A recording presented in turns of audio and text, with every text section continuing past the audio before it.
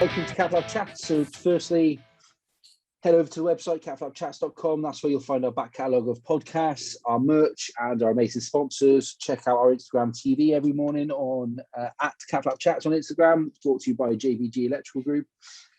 Josh, I normally, mate, in an ideal world, because we're still under COVID restrictions, we'd be actually sat face-to-face having a beer. So I've got in true Catflap style, I've got a little tiny Rebel key lime lager, mate. What are you drinking there?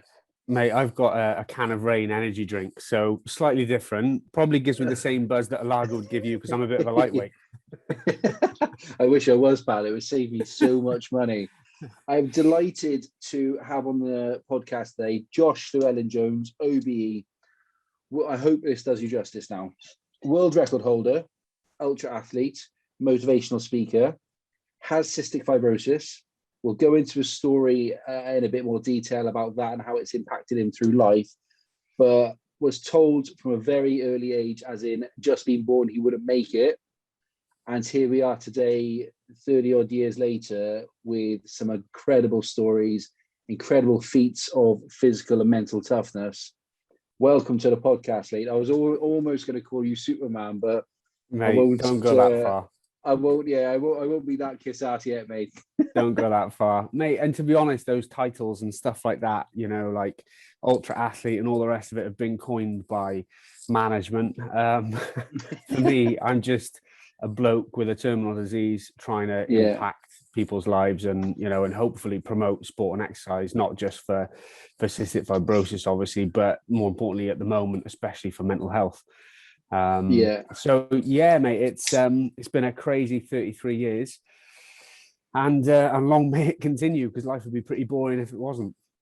So for someone, let's just start off with cystic fibrosis, just so that people who might not have, because I know someone who's got it, and actually recently they had a lung and I want to say kidney transplant in the last couple of years, and so I've seen firsthand how it affected them, and we actually tried to raise a bit of money for that family, and fucking superb bloke. You couldn't meet a nicer family, right? Wouldn't know about it unless he told you, you know. For what is cystic fibrosis? How does it affect you as an individual, so that someone who listens to now what you have done understands what you've been dealing with? Yeah. So basically, cystic fibrosis is a disease which there is no cure, and it's passed on from your mum and dad. So your mum and dad would have the faulty gene, as it were, that would pass on to, they would be called carriers of the defective gene. Those would then, there's like a 1 in 4 chance if both parents are carriers. 1 in 25 people are carriers of the faulty gene. So it's more common to be a carrier than you think. Oh, I didn't know that. Yeah, it's a very, very common thing to be a carrier. So back in the olden days, they didn't really know how to test if you were a carrier or not. But now, if you're sort of, you become pregnant and you go to the hospital for some blood tests and things like that, I would always, ask whether you are a carrier, because it's really important to understand the disease, which basically affects your lungs, digestive system, and other vital organs by basically clogging it up with this thick, sticky mucus, making it hard to breathe. So, I was born in like 1987, and nothing was known about the disease really, especially here in the UK. It was just, it's still to this day a rare condition to have. There's only 10,000 of us in the UK and 100,000 worldwide. Okay. But it is the most common life-threatening inherited disease. So, the average age of someone when I was born was like early teens. That was kind of your limit really. But when I was born, as you said, I was given 10% chance of surviving through the first night, which basically, in a nutshell, it was because, my belly was like massive, the skin bigger than it is now after Christmas. The skin was transparent. And I basically had a knot and a twist in my stomach, and a blockage. So they operated on me for like 6-7 hours, and then I was handed back to my parents, and they were like, listen, we've done all we can. He's got 10% chance of surviving the night. Just hold on to him. And then obviously I did survive. I am here. This isn't like special effects or anything, but yeah, so it was kind of like, yeah, it was a bit of a shock to the system for my parents, as you can imagine. Yeah. God, you give birth to a baby and you want it to be healthy and happy, and all of a sudden it's like there's some serious problems. So Have you, sorry, so just yeah, and on that that, was the start of life, really. on that, have you ever spoken to them about how they dealt with it? Because I can't, like, I've got a little girl and perfectly healthy, touch wood, nothing ever happens. But how, because back in the late 80s, it was a different world then. Like, how did they deal with that, cope with that, knowing that at any point things could get worse? So the first thing that my dad did, he went straight to the library in the Heath Hospital in Cardiff, and libraries actually existed back then. So he went to the Heath library, is literally did some there. research. Yeah. It's the next building. My missus works in there now. Well, mate, I think that the biggest thing for me is, obviously, I remember the Heath Hospital from growing up and having to go to appointments every 3 months and things like that, and tests and whatnot. And when he used to tell me about, he went to the library, he just found this one book on cystic fibrosis, realized that the information was like just so limited. And then I was around 2 years of age when they took me on holiday to Dallas in America, where he had family friends out there. And they basically like wined and dined us, and they set up this, what they called back then like a re-diagnosis, which was basically, it meant me staying in hospital for a full day and then re-diagnosing the disease by their top doctor over there called Dr. Bob Kramer. And he tells me that, he remembers this doctor coming in at the end of the day, and he said, listen, what, I know my son's got CF, but what do I do to give him like the best life possible and give him the best chances? And he just said, run his legs off until he's sick, and then when he's done with that, throw the little bastard in the sea and make him swim. So so that's literally what they did. And I had two older brothers that absolutely battered me in sport growing up, and they toughened me up. And an older sister that used to just do like 1,000 jumps on the trampoline with me every single day. And it was just, I was really lucky in the sense that I fell in love with sport from a really young age. Yeah. And naturally, mate, you go to the gym, you do an epic workout, you're absolutely blowing out your ass, your lungs are just feel like they're going to collapse. But obviously, the more you're breathing, the heavier you're breathing, and the faster you're breathing, you're clearing your lungs, the airways in your lungs. Okay. So even back in like 1989, when my dad was giving that advice, it's like, it's fucking common sense. It's literally just like common sense. Like, why did no one think of this over here in the UK? But things have moved on, fortunately, and I've been campaigning for exercise in CF for like 20 odd years. So for me, it's like it's come on leaps and bounds, but we always seem to be like behind the times. So like America and Canada always seem to be like well ahead, and I think there's an element of this, and I wouldn't say this very often because the UK is great and we've got amazing support for our children's charity, but we're quite soft with our approach. Okay. Like we're very conscious, like health and safety conscious. And, if a child says, oh, I've just sprinted 100 meters, I feel really tight chested. It's like, Jesus Christ, everyone who sprints 100 meters is going to feel tight chested. Like that's I'd normal. probably claps. Yeah, that's normal, mate. So would I, but that's normal. It's not like, you give such an exerted effort in sport. Of course you're going to be tired. Of course you're going to be knackered on your ass sometimes, but that's just life. And I think a lot of parents would hold back and say, oh, it might be because of the CF, so I don't want to push them too hard. And it's like, well, I'm just like, just push them as hard as they want. And I think that's generally the way forward. If you want to be good at something, if you want to be, maybe an elite athlete when you grow up or whatever, you've got to be willing to push to your absolute limits.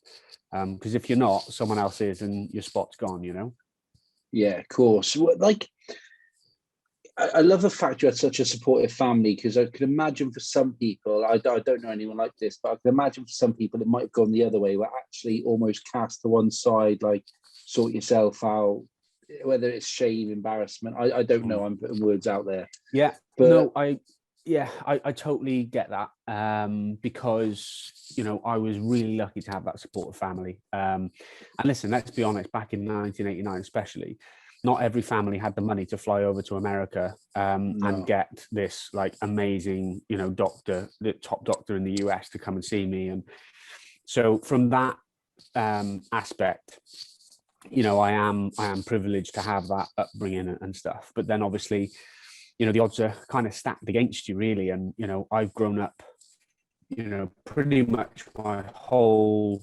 childhood anyway, going to doctor's appointments every 3 months saying, you know, you're not going to live past 30. You know, and when you have that literally drilled into you every quarter of the year, you know, it becomes, there's one of two ways you can go. There's one way where you just accept it and go, right, okay, yeah, I'm going to die when I'm 30. Or you just go, do you know what? I'm going to prove you wrong. So, you know, luckily I've got that mindset that, you know, it was instilled in me from a young age. 29 years old. Genuinely now, were you scared about turning 30? I was excited until I decided to do the world's fittest man challenge, literally 3 days before my 30th birthday. And then it dawned on me that I could probably kill myself doing this. But and actually, I'm probably fit enough to go past 30, but this challenge might kill me before 30, which means the doctors would have been right. So yeah, I think that was the key.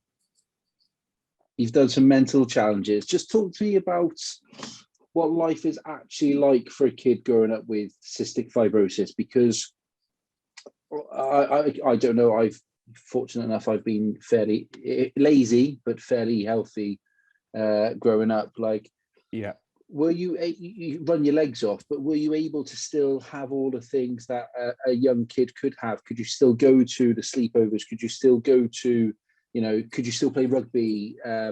Did you miss out on anything as a kid because of that condition, or were you able to, through the help of other people as well, be able to live like a normal kid? I genuinely don't know.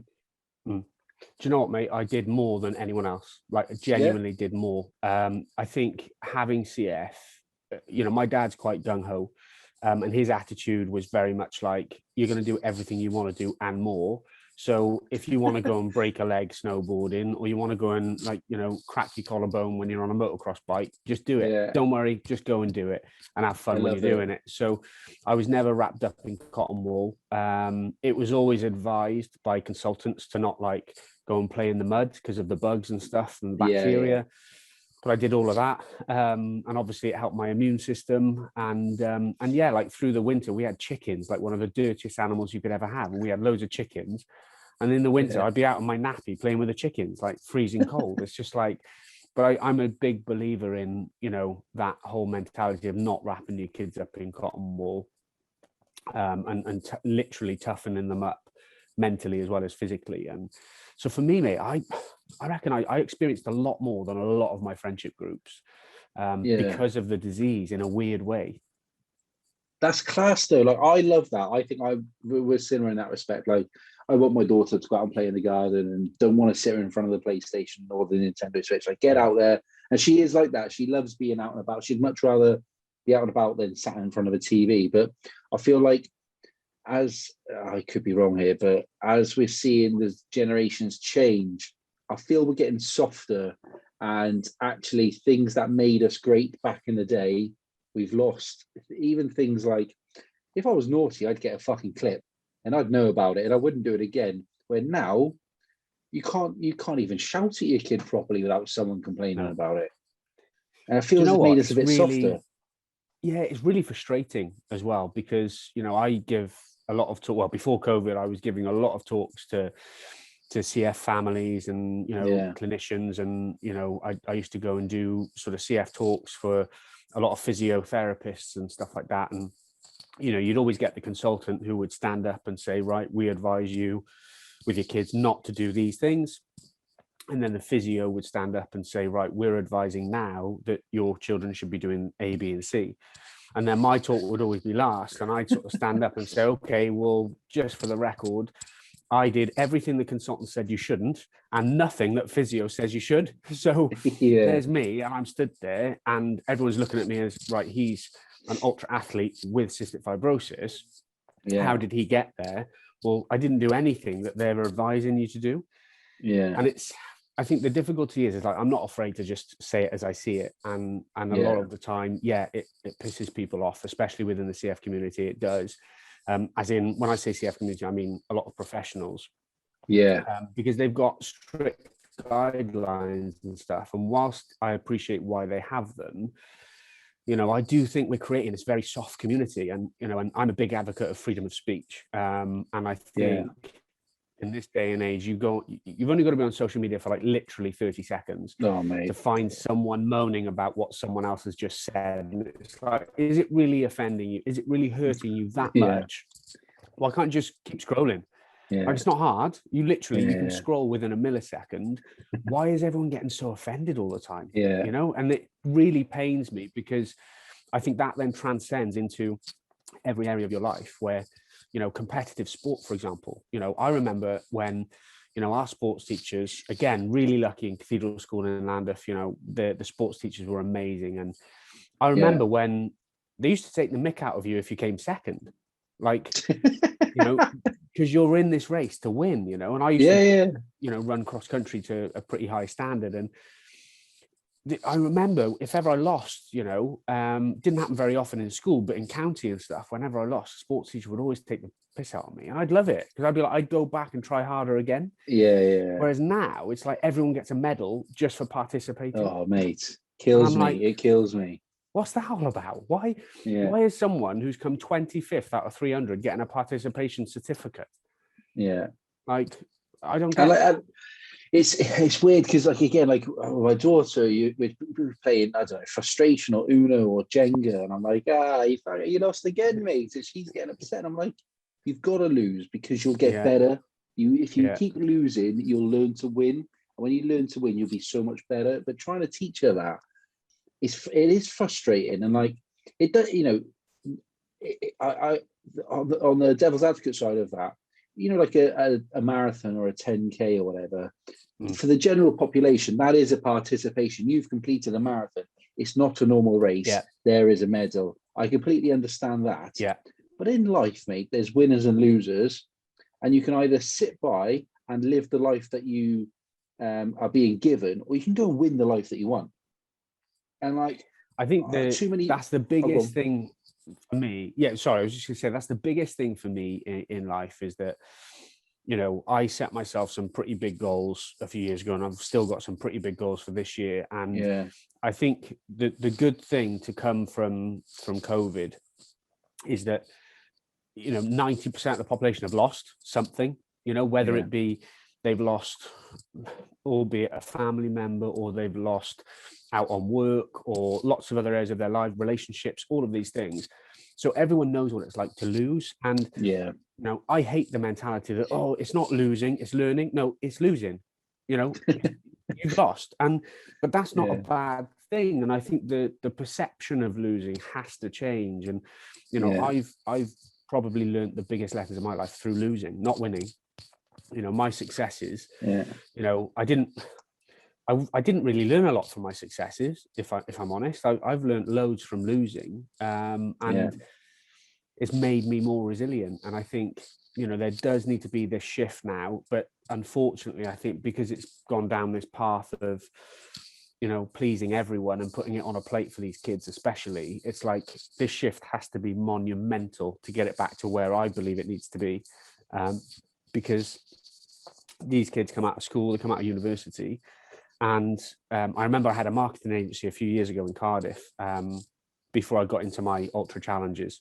And I put a job application out there, and this guy from this university, never worked before, had sort of like part-time jobs, and it was a 25k salary role. And he came out fresh out of university, applied for it, and he looked really good, sounded really good on the phone. So I interviewed him, and he said, "Oh, I was just wondering if we could have a chat about the money and maybe to have some more." And I was like, "Mate, you've just come out of uni. You've literally got no work experience in this field, and you're asking for more than 25 grand a year." Absolutely. Like, I appreciate you asking, and I understand, like, I want someone driven and all the rest of it. But it's unrealistic. Like, you'd be lucky to get this.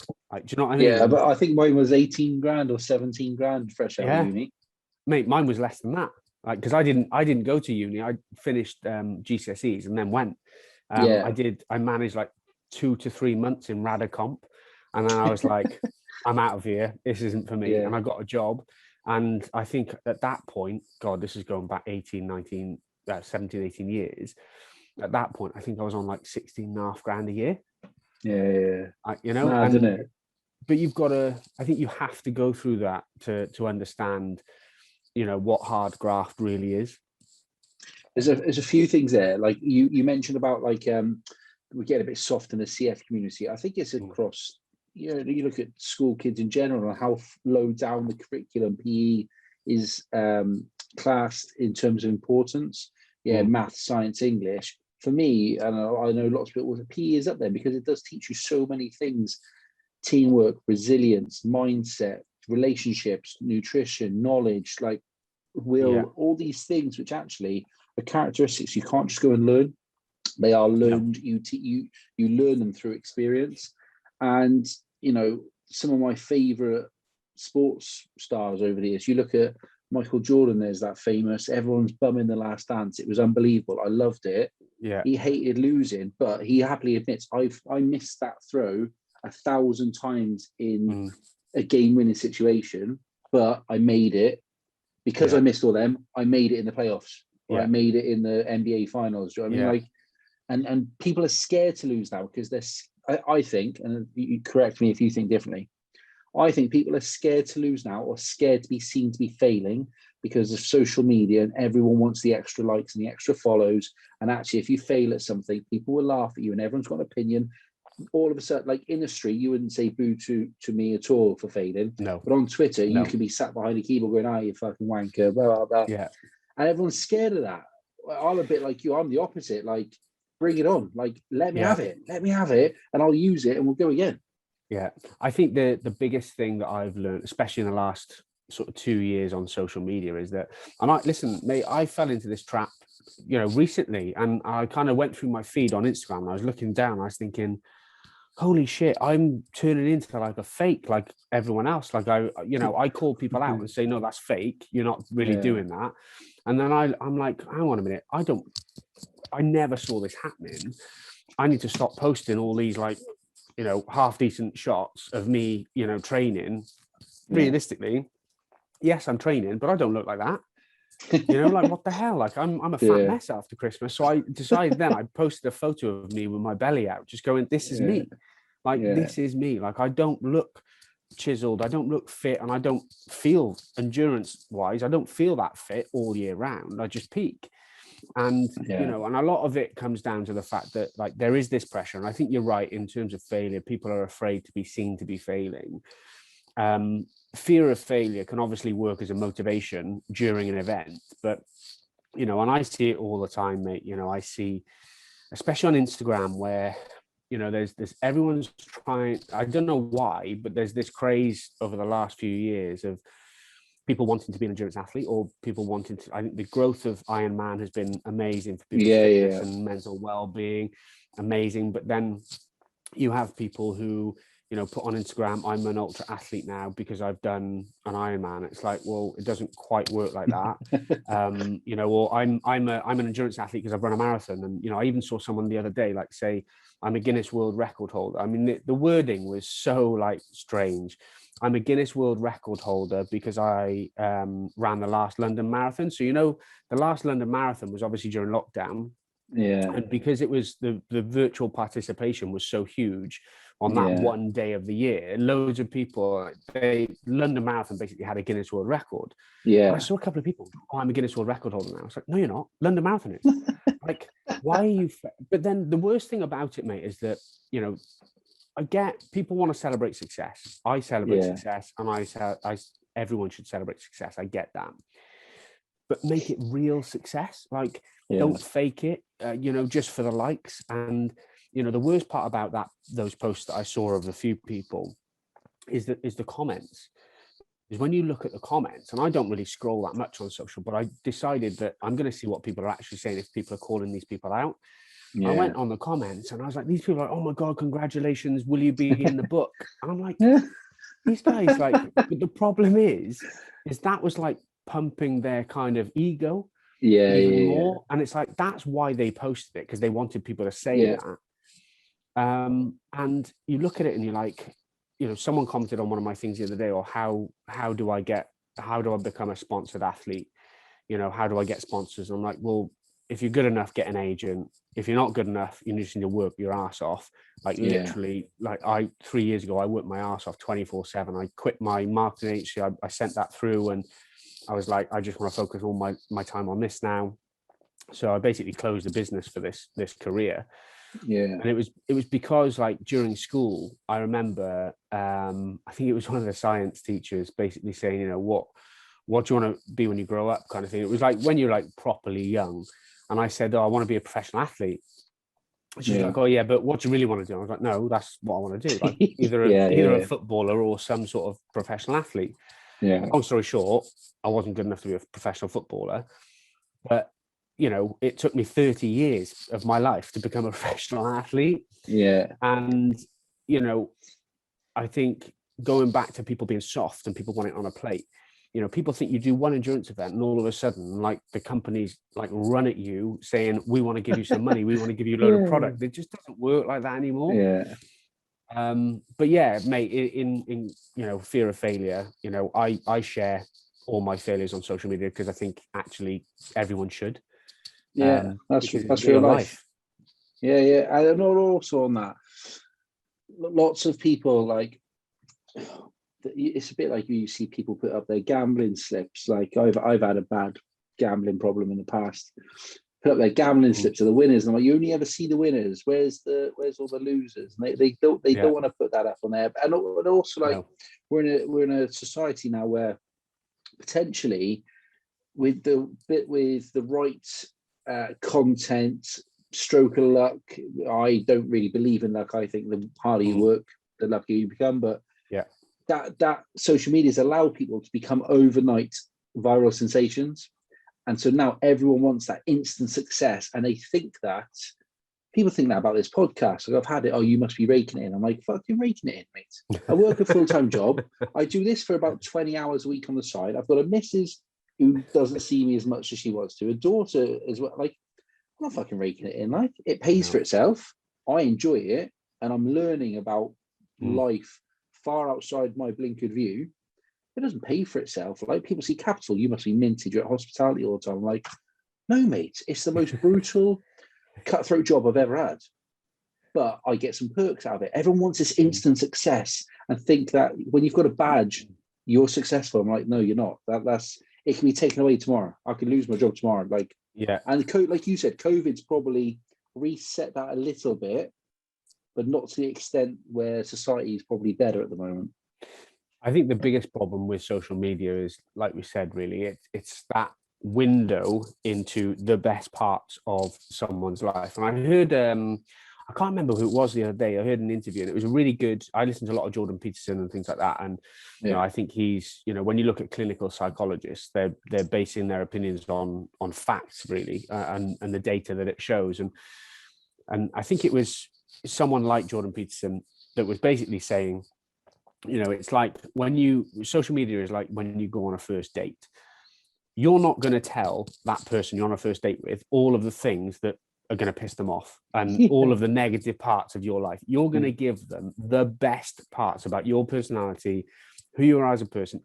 Essentially, you're a salesperson and you're just selling your best assets to them and your best traits. And social media has become exactly that. Yeah. Like, you know, a lot of the time, people won't go on social media and go, do you know what? I'm having a really shit day. I'm really fat. I'm really lazy. I haven't exercised. I haven't done any work. I've been paid for the last 8 hours by my boss, but in all honesty, I've sent one email. They're not going to do that, you know? It's just not realistic. We've all been there. To do that. Yeah, we've all done it, you know? Yeah. And I think the biggest thing about that, and you're right, when you look at successful people, as in, you know, overnight talent, a lot of the people that do have overnight success have had to go on a TV show like Love Island, or, you know, all these other sort of entertainment value shows. And the thing that, you know, I look at a lot, and at first when these guys were sort of coming out and getting like 300,000 followers, 500,000 followers, and getting these massive financial deals and stuff like that, and I'm looking, I used to get quite pissed off because I was like, they've done nothing. they're like talentless people. Like they're literally, they don't add anything to society. And after a while, I was like, well, do you know what, though? You can't blame them. Like, you know, if someone was throwing money at you, of course you're going to take it. Of course you are. But I think there's this mentality at the moment for, like you say, overnight fame. And the problem that I see is that everyone's chasing, well, not everyone, but a lot of people are chasing fame, which is like, I think the blue tick. Yeah, and I think that's the worst thing that you can chase in life. Yeah. You know, and if COVID's taught us anything, those materialistic things, those things that we're chasing, they don't mean anything. You know, the things that really mean something in life is spending time with your loved ones, that quality time, and getting real fulfillment and enjoyment out of what you do day to day. Yeah, you know, I completely agree, mate. You know, but yeah, that's put the world to rights on social media. It's interesting. I could be here all day. I know. I know a couple of guys who've been on Love Island, and I will say, like, I've met people who have been on like Take Me Out and a few other bits and pieces, and then unfortunately, the two guys I know that went on Love Island, a couple that went on Love Island, were good blokes before, and they're both settled now with misses, back working. Like, they didn't go in for fame. And so actually they've got all these followers. They made a few quids, you know, fair play to them, probably done a bit of fucking drilling or whatever, like enjoyed themselves. But why wouldn't you? Like, you're a mid-20s good looking guy. But the nice thing is they're not dickheads after they've done it. They've actually back into their normal world. And it wasn't about the fame. Yes, it might have helped by, I don't know, a car, a house, a holiday, whatever, I don't know. But it hasn't changed them, and that's the problem. People get like 10,000 followers now, and it's like they think they are. And I'd probably be one of the worst for it a few years ago. Like, you know, I've started a podcast. I'm going to look at me, and actually, someone just goes, "It's dog shit, mate. You're a wanker. Fuck off." And you go, "Oh, Jesus, all right, mate. Like, fair enough." But you just need bringing back down a bit. And what's important, like you said there about, you know, family and stuff. I think it'd be interesting to get into your why. And we haven't even mentioned any of the tasks you've done yet. So people listening to this, if they don't know who you are, they're wondering what the fuck we're chatting about. But I'm really fascinated because it's something that I've tried to develop more over the last couple of years. Is my why I get out of bed. And it's not money, or, you know, but when it boils down to it, why am I in a job? Well, to earn money. Why you earn money? Well, I want holidays. Why do I want holidays? Well, I've got a missus and a kid. Well, actually, it's to give her the best life I can, give us the best life I can. Yeah. Whether that's having 50 grand in the bank or 5 quid in the bank, what's the best we can do? It'd be interesting to get into your why growing up, because that's probably changed over the years. Mate, it has, and more so recently as well. But I mean, you know, there's so many different elements to my life and what I do day to day. You know, running a children's charity that me and my brother founded a few years ago, but the physical challenges, the mental, you know, challenges, and the events business, which, you know, we can talk about later. But you know, growing up, my why was always to live longer. So I would genuinely train to stay alive, because I knew that it was almost like a ticking time bomb, that at any point in time could just blow up, and my life would be over. So I think the biggest thing for me growing up was that I'd always train harder than everyone else. I'd always give more, even when I was a broken kid on the football pitch, on the rugby pitch, or on the cross-country track. I would always be the last one. Well, not the last one running, because obviously, hopefully I'd be in first place. But I would always give it like literally everything I've got. And I think in the back of my mind, I never wanted to be known as the kid with CF. I always wanted to be known as number one. Oh, and by the way, he's got cystic fibrosis. Because I didn't want it to define who I am and what I'm about. So I think the biggest thing for me was early on, I wanted to prove myself. And that was why I tried so hard. But always in the back of my mind, I was thinking that extra half hour today of training could get me another couple of months of my life. Fucking, that is deep, bro. That's mad. Because if more people adopted that attitude, we'd have a far less obesity. And I can't say anything. I'm a big lad. I could run 10K, but I'm a big lump. Like. But if more people adopted that, we'd be a far healthier nation. Yeah, and I think that was never taught, you know, even though it was, yes, you've got a life expectancy of 30 at the most, and yes, exercise was going to really help you live a better life. It was kind of like off my own back that I decided, okay, well, if I train harder and train longer, naturally, hopefully my lungs will be clear enough that I can keep breathing past the age of 30. Yeah. So for me, it was common sense again. It was just like, okay, well, you know, why would I give up? Why would I not go to that training session? Why wouldn't I go to the gym and train my ass off? Because if I don't, my life could be shortened even by hours. And I was like, okay. So growing up, it was all about the length of life. And I think more recently, whereas, yes, I've matured and I've done a lot of things that I've wanted to achieve. Yes, there's a lot more, but I think, especially in the last year, you know, me and the missus, we got engaged at Christmas, you know, we're moving into a new house next week. And, you know, all of that stuff is like really exciting. You know, my mind shift has changed, mind shift has changed into, you know, I want to be as fit and healthy as I can to have the best life, not necessarily the longest. So if I don't reach my 70s, if I don't reach my 80s, will that really matter? As long as my quality of life now is really good, and you know, the impact I can have on others throughout my life is really good, then does it matter? So for me, it's like, even if I'm going to have a short life, I'm going to have a good one. That's powerful though. It is powerful. Like, you know what you're doing it for. You know why you're getting out of bed. You know why you're going on 6 a.m. training sessions or 10 p.m. training sessions to get a second or third one in a day. Like, when you were growing up, like, obviously, I'm right in saying you've got scars, haven't you, on your stomach and on your front, right? Yeah, all over. Yeah. So, just in its most basic form, I suppose, when I was a kid, kids who looked different got bullied. It's just a fucking fact of life. It wasn't right. I probably did it. I got bullied a bit actually as a kid, but it just wasn't right, but it happened. Yeah. Did you have to put up with anything like that? And then also, just because I'm a childish fucker, what was it like with you and girls? So, like, the first part of your question there is, did I get bullied? Answer, no, because I was the best runner in the school. I was the best footballer in the school, and I was half decent rugby player as well, and I was pretty tough. So I think if I wasn't any of those things, absolutely I would have been bullied to the hills. And in as a matter of fact, I was probably, you know, one of the, you know, when I say toughest, I don't mean like, oh, let's have a fight and I'm gonna win, but like mentally tough. Kids resilient in school. And I think, definitely the most resilient of my year group, or most resilient that I, you know, of the kids I knew in the school.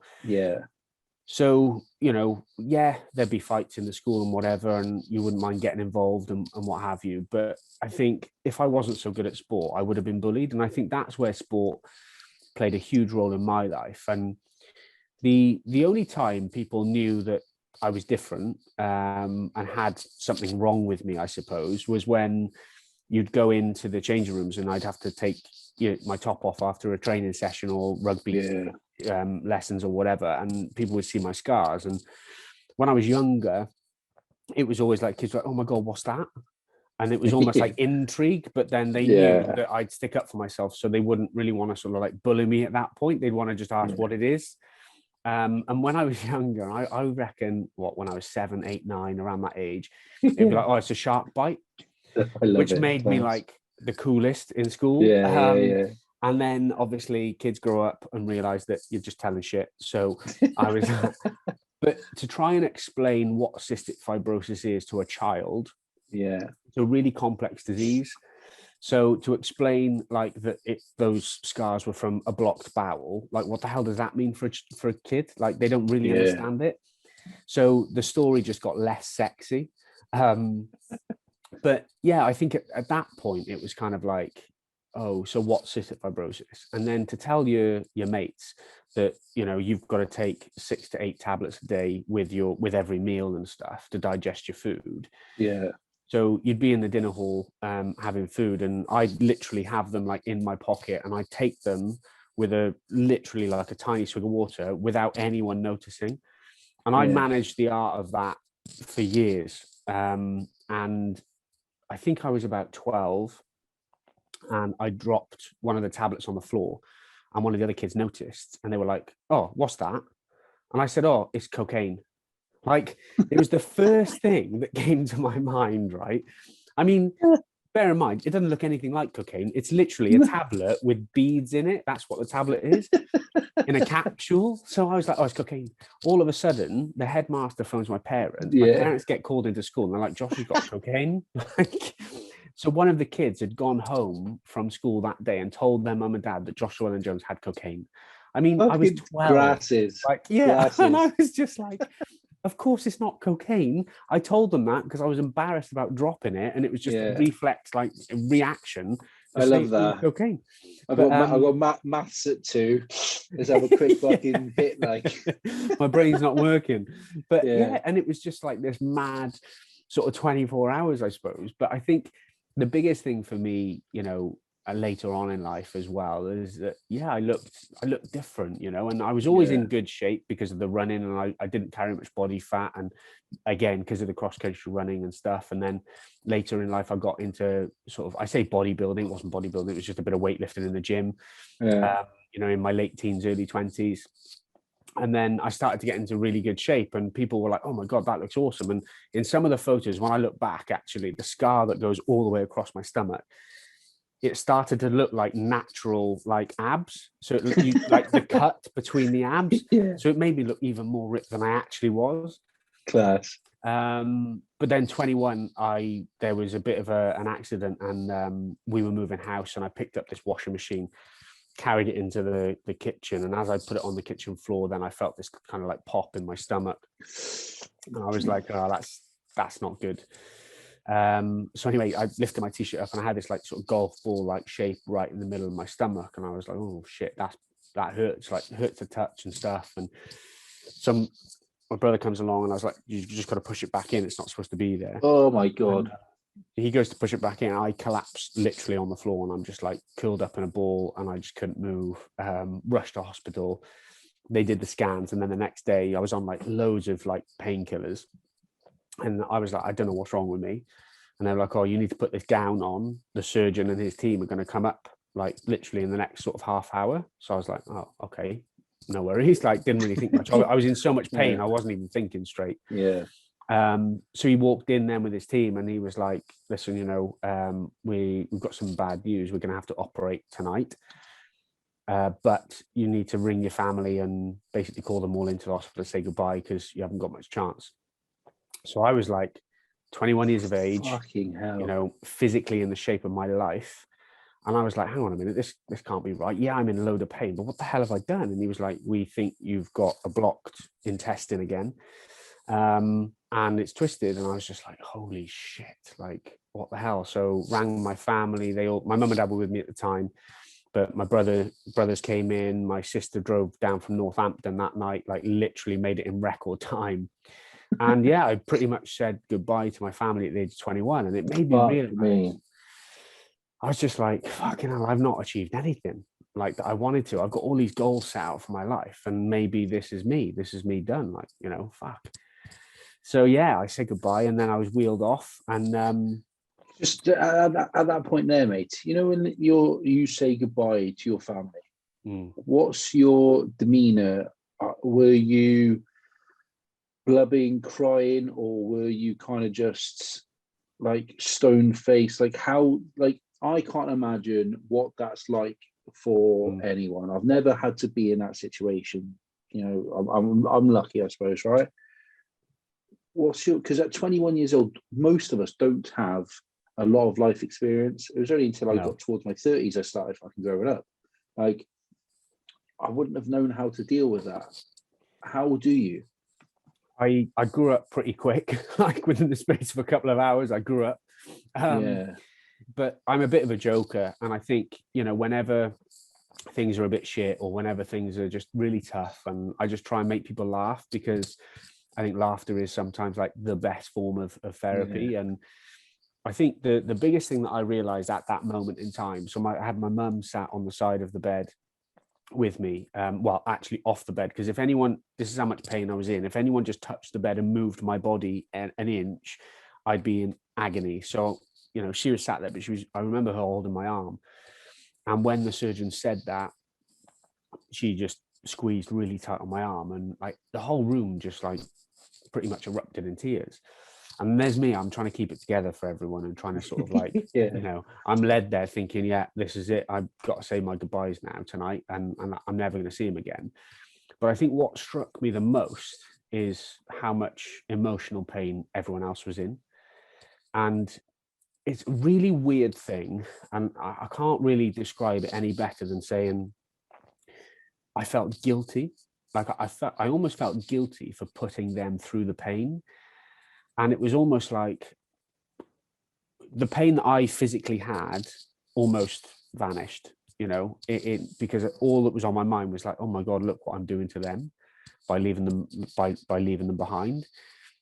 So as I'm being wheeled down, I remember my mum and dad and my brother were like, my brother was in bits and stuff. And, you know, we always had like a really close bond, a really close relationship and stuff. He really looked after me through the years. And I remember my mum and dad kissed me on my forehead as I'm on the bed, just about to be wheeled into the surgical section of Landock Hospital. And as my mum kissed me on the head, I'm like, I'm not dead yet. You don't have to kiss me there. And I thought it was really funny at the time, so I made a bit of a joke, but it just made everyone cry even more because I talked about being dead. And I was just like, I don't think any words are really going to help this situation. So anyway, I said goodbye, and I was wheeled round the corner through these double doors. And as I had enough strength in me to sort of turn around, and it was heartbreaking because I could just see through these two circle windows that, you know, my family were all sort of like stacked upon each other, like getting the last glimpse of me being rolled away. And when I knew I was out of sight, I just absolutely broke, you know, absolutely broke. And I knew I was out of sight, and the nurse and the anaesthetist were just like, they were almost in bits as well. You know, a young lad, you know, just said goodbye to his family, and everyone's in bits. And the nurse, the cystic fibrosis nurse that wheeled me down from the ward was crying. And I said, listen, just do me one thing. If I die tonight, please don't tell them how afraid I was. And I didn't want them to think that my last moments were just full of fear. But if I'm honest, it was fear. You know, I was like, I don't want to die yet. I'm 21. Like I've got so much stuff that I want to do that I hadn't planned out like a goal. I hadn't planned out like, oh, the next 12 months looks like this. But you know what a typical 21-year-old is, you know, you want to go on holiday with your mates. You want to, you know, go out on the lash a bit, you know, you want to party and have like loads of fun and stuff. And, you know, you want a nice car, a nice house and all these. Yes, some of it is materialistic, but you're 21. And then 7.5 hours later, my parents, I mean, if you've been to Landock Hospital, you know that the corridor is like a mile long. I think it's like the longest corridor in any building in Europe. It's mental. And my dad apparently for 7.5 hours just paced up and down, didn't stop. And they hadn't heard anything from the surgical team for 7.5 hours. So Jesus Christ. They were pretty much led to believe that I was gone. And then 7.5 hours later, the top surgeon, Dr. Jared Torkington, just came out and said, he's still alive. He's okay. It was touch and go a couple of times on the bed, but we've removed something like 21 centimeters of his intestine. The blockage that I had as a baby had been fixed to a degree, but because the doctors thought I was going to die, what they've done is they grabbed my intestines as a baby and just put them back in and then sewn me up to be with my parents to die. But when I survived, so for 21 years, I'd had these stomach aches every week that I didn't really talk about. And it was because every time I'd eat a meal, my intestines weren't like you'd imagine. They were just doing this and in knots. Fucking hell. So that was why I was 21, and then it just hit my body like a ton of bricks and was like, nah, we're going to give up now. And then they were put right. So I had, and I think any man, well, any woman, but mainly men, I think, because we're a little bit more sort of especially conscious of these things. But I had a colostomy bag for a year. That broke me. Like, yeah. At 21? At 21. I'd woken up, I had 100 staples down me, blood everywhere. And I was like, okay, those staples look pretty cool. And I've still got the staples in a test tube from that operation, madly enough. But I was like, holy shit, what's this thing like attached to me? And it was just this bag, basically, which I was crapping in, essentially. And I was just like, oh my God, like I've had holidays planned. Whilst I'm grateful I'm still alive, this kind of sucks. You know, I'm not happy about this. So can't go Zante with a shit bag. No, exactly. And I was just like, but you know what? I actually feel guilty looking back. And I know a couple of people now who have got colostomy bags and they're just absolutely inspirational and they're proud and they show them off on social media. And I'm like, do you know what? You're braver than me, because I was really image conscious at 21. Yeah.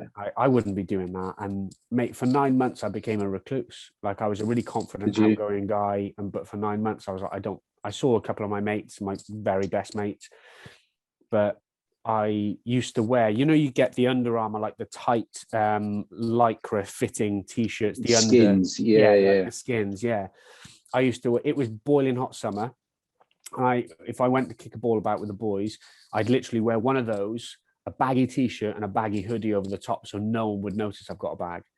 Like, through the summer months, I was sweating my tits off, and the boys were like, Josh, just fucking take the hoodie off, no one cares. And I'm like, yeah, but I do. Like, I'm not comfortable. And then my reversal operation to reverse the bag, like, got cancelled twice. Like, so I was a mess. Like, I'd actually gone to hospital, been admitted for the reversal operation, which I was just like buzzing for to get my life back. And it was 2 hours before the operation. I'm in a gown, I've got the IV line in, everything. 2 hours before, the nurse comes up and says, listen, we've got some emergency surgeries. You know, you're gonna have to go home. We're gonna have to rebook you in for a couple of months' time. Jesus. I ripped the lines out my arm and walked out. Like, I was just like, I'm pissed off and I need to get out of here now. But yeah, mate, and like, it's moments like that I look back in my life and think, oh my God, how, like, yeah, it's an incredible situation to be in as a 21-year-old. But I actually felt like, what a selfish knob. Like, there were people there having emergency surgery, and I was that selfish to get pissed off because my non-emergency surgery was like cancelled. You know, but you don't know any better, and like it's one of those things where, you know, if I've had a bad day at work, it's not, in the grand scheme of things, it's not really a bad fucking day. But my missus had a bad day at work, someone might have died. That doesn't make my bad day at work any less for me. But then if you can put it into some context, then obviously it doesn't make things seem quite as bad. So I wouldn't like beat yourself up about being selfish back then. You didn't know any different. Like, no. There's no one, or, you know, that was that 2000 and what, 10 or 2009? 12 years ago now. So 2009-ish. Yeah. Like, only now people are starting to talk about only now people are starting to talk about mental health seriously and other issues seriously. So 12 years ago was a completely different mindset. So if you felt selfish, I'm not fucking surprised, mate. You've had a lifetime of having to deal with it. You're finally getting close to being able to live life a little more freely and a little better, and it gets taken away from you. Yeah. Now, what I will say is, you may have felt selfish. You may have, you know, felt a lot of things. You said you felt like you put your family through a lot. You know, I don't know exactly how much you've raised now in terms of money, but I know that you've paid your debt. Like, is it close to 1 million? If you hit 1 million? Yeah, it's close to 1 million now. So I've got about another 120,000 to get before I hit 1 million. And yeah, I mean, when I think the last 12 months, you've paid your debt, pal. You've paid your debt. So, and I think it's kind of like, it's a good way of looking at it. But I think what I've done over the last 12 months, because I had my challenges cancelled last year and stuff, and you know, those are the main income stream for the charity, for our children's charity, because obviously events are key for any charity. Yeah. But I think the last 12 months, I've done a lot more reflecting on my life than I normally would. And, you know, I was asked a question, you know, before the lockdown about, what does my future look like, and stuff like that. And I was like, oh, I want to do this challenge. And whilst I do still want to do a lot of other challenges, I think I was using the challenges a couple of years ago almost like as escapism, to get away from my day-to-day life of thinking about the disease, which I did a lot. I used to think about it every single day. I mean, Christ, I take 60 tablets a day. How can you not be reminded that you've got, a pretty bad disease? And, breakfast starts off with 20 tablets in one go. So for me, it's like rattling. Yeah, mate, I'm literally a pill bottle. And it's a constant reminder that my life is different and always will be different as well. There's no magical, yes, there's new tablets which I just started 2 weeks ago, which is absolutely incredible and genuinely life-changing. So coming back to the fitness and the health part of it and what the future looks like for cystic fibrosis, this tablet is supposed to be completely life-changing. Your lung function is supposed to increase like pretty dramatically quite quickly. I've been on it 2 weeks. My lung function hasn't changed at all. However, what I am really grateful for is that, and this is going to sound really basic now, but I can now laugh without coughing. And that sounds really basic, right? But I haven't known how to laugh without coughing for the last 4 or 5 years of my life. Yeah. And it's the simple things. I was talking to my best mate about it, and it's the simple things like that. And he's like, do you know what? I never thought that. Like every time you've had a laugh and had a joke, I know that you like might clear your throat or you might cough, and, having a conversation. We've been on here for like over an hour. Like before these drugs, I would have cleared my throat at least once every 4 or 5 minutes. Yeah. Whereas I haven't done it once since we've been on. So I think for me, it's like, that part of it is just amazing. And I can actually feel like I can take a full breath of air into my lungs. It's not quite full because the tablets aren't a cure. I've still got the disease. Yeah. And I'm going to be honest with you.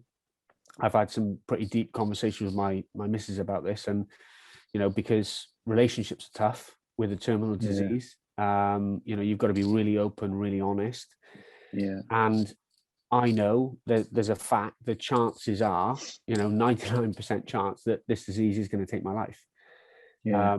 It's just when, and I think when you look at life through those different colored lenses, things are a lot brighter than everyone else makes out. Life is shit for a lot of people. Yeah. But when you know that, when your time comes, it's going to be a decline in health rapidly, but it's going to be quite painful as well. It's not going to be a nice sort of, you're going to go in your sleep kind of thing. It's going to be pretty horrible. This is a real personal question, so you don't have to answer it if you don't want to. Have you ever thought about ending it, or have you ever got to the point where life's got so tough and you're almost just bored of it? You're just sick to death of having to go through your routines that you have to, or I don't know if you have to avoid certain foods, avoid certain exercises, avoid whatever it might be. And also the strain that you might feel you've put on other people. Yeah. Have you ever got to that point where you've just gone, fuck this, it would just be easier? I have. I'm being really honest, and this is the first time I've probably publicly spoken about this. And and I wouldn't say it was just down to the cystic fibrosis.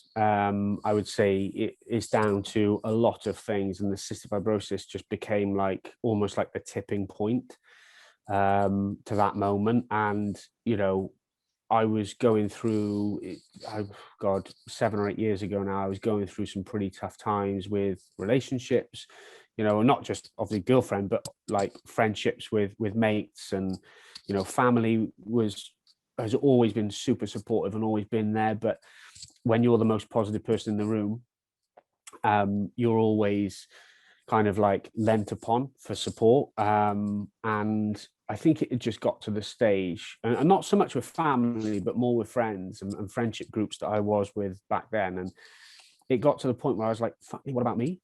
Like, I'm dealing with all this stuff. And whilst everyone sees me as a motivational speaker and an ultra athlete and all these amazing things, and, you know, probably mentally really tough compared to the average person, it's like, oh, well, if you're feeling shit, go to Josh. If you want some motivation, go to Josh. If you want a trainer to get you through the next 3 months of your career or your goals and running a marathon, just go to Josh. And all of a sudden you find yourself like, you're like, well, where's the time for me? And how what do I you mean get by your that, energy topped up? yeah, and you can't. I mean, one of my mates told me about this quote a couple of years ago, which really hit home: is you can't pour from an empty cup. And it became like quite apparent in the last, well, 7 or 8 years ago, where I was like, I don't think I can do this anymore. Like I just I don't think I'm capable of going on. And it got to a certain day, and I was just like, do you know what? I'm pretty much done. Like my mindset is not with it. I'm not positive at all. I'm putting on a face for every time I speak to someone. I'm faking it. I'm faking life, you know. And got to a point where I was in a certain place in Lantwick Major, and I was just ready to do it. And I got a phone call from my best mate, and mate, I was so close to not answering the phone. Like, and I'm not suggesting that I would have done it, was 100% sure that I was going to do this thing had I not answered. But I answered the phone, and he's been my best mate since I was 18. And just by the tone of my voice when I said hello, he knew that something wasn't right. And he said, "Where are you?" So I told him, and he was like, "Don't you fucking dare." He said, "I'm on my way now. We're going to go for a drink tonight, and we need to talk, because I want to tell you something that I haven't told you before." And I was like, "What? What are you on about?" And then the natural me kind of kicked in, like, has he got a problem that I can help him with? Is there something wrong that he needs me for? And then all of a sudden, I kind of had this overwhelming feeling of guilt, because I was like, oh my God, like, I'm not thinking about anyone else. Like, I'm just thinking about me in this moment, not being able to cope. Like, what about, yes, my family, but what about my best mate who does need me, you know, and I am important to him. And he realizes that there's a problem that we haven't spoken about. And do you know what? When he turned up in his van, he was like, "Don't you ever fucking do that to me ever again." And I was like, "What do you mean?" And he was like, "I know what you're going to do. Don't you ever dare doing that again." I said, "Well, what is it you want to tell me?" He said, "I've got fuck all to tell you, mate. I'm here to listen."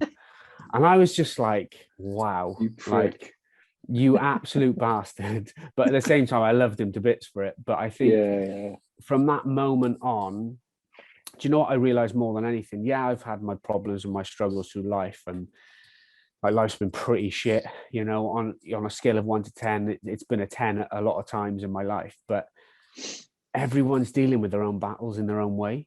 And I know it's a bit of a cliche to say, you know, open up, talk more, and all of this. And those are quite simplistic pieces of advice at the best of times. But what made me realize is that, do you know what? My life might be bad in my eyes during those moments, but to my best mate, he's having an equally shit time in his life. On a scale, if you look into both our lives, mine might be worse, his might be worse, but we've all got different coping mechanisms. And if we're not talking openly about these problems, how can we overcome them?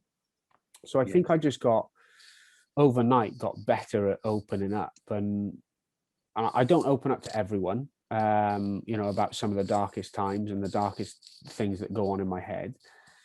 But I open up to the people who I know will just listen. They won't judge it. They won't judge me. And I'll get some really good advice. And sometimes you need the advice. Sometimes you just need to air it and get that off your chest to make you feel a little bit more liberated and a bit like, do you know what, actually, it's okay to have a few shit days. It's okay to feel like crap, but you're aware of it. And that's the number one thing. When I talk about mental health now, it's very much like, if you're aware of it, there's a solution. It's when you're totally unaware of it that becomes a massive problem. Because just like me, I was unaware of it for years. And some of the issues from my past came up because all the problems that I'd had mentally, I just swept under the carpet. I hadn't really dealt with them head on. And then all of a sudden, it can be like the smallest thing in the world that day that can break the camel's back. And then all of a sudden, all of these problems come rushing at you at once. And you're like, I can't cope. I'll just end it. Yeah. You know, and I'm not saying that's the case for everyone who's No, in that no, moment in time. But yeah, it was pretty rough.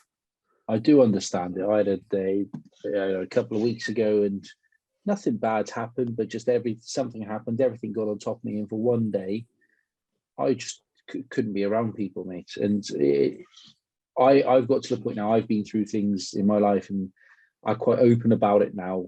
So, like, I said to my missus, you take my daughter out for a couple of hours. I just need a bit of time just to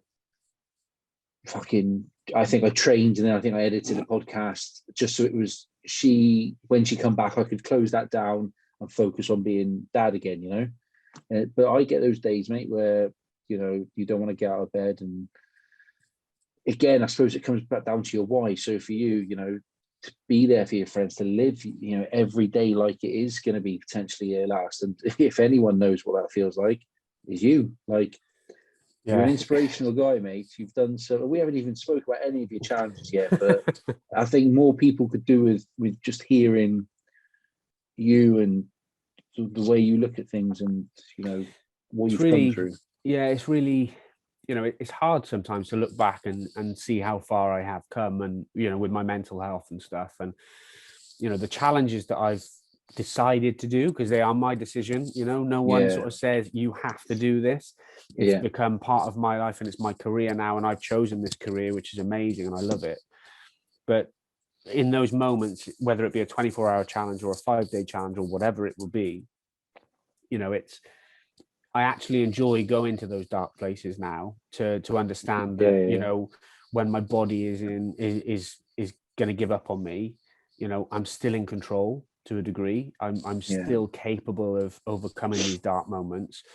And the amount of triumph that I feel, you know, I'm personal, nothing, I'm not talking about public and people saying well done on social media or any of that stuff.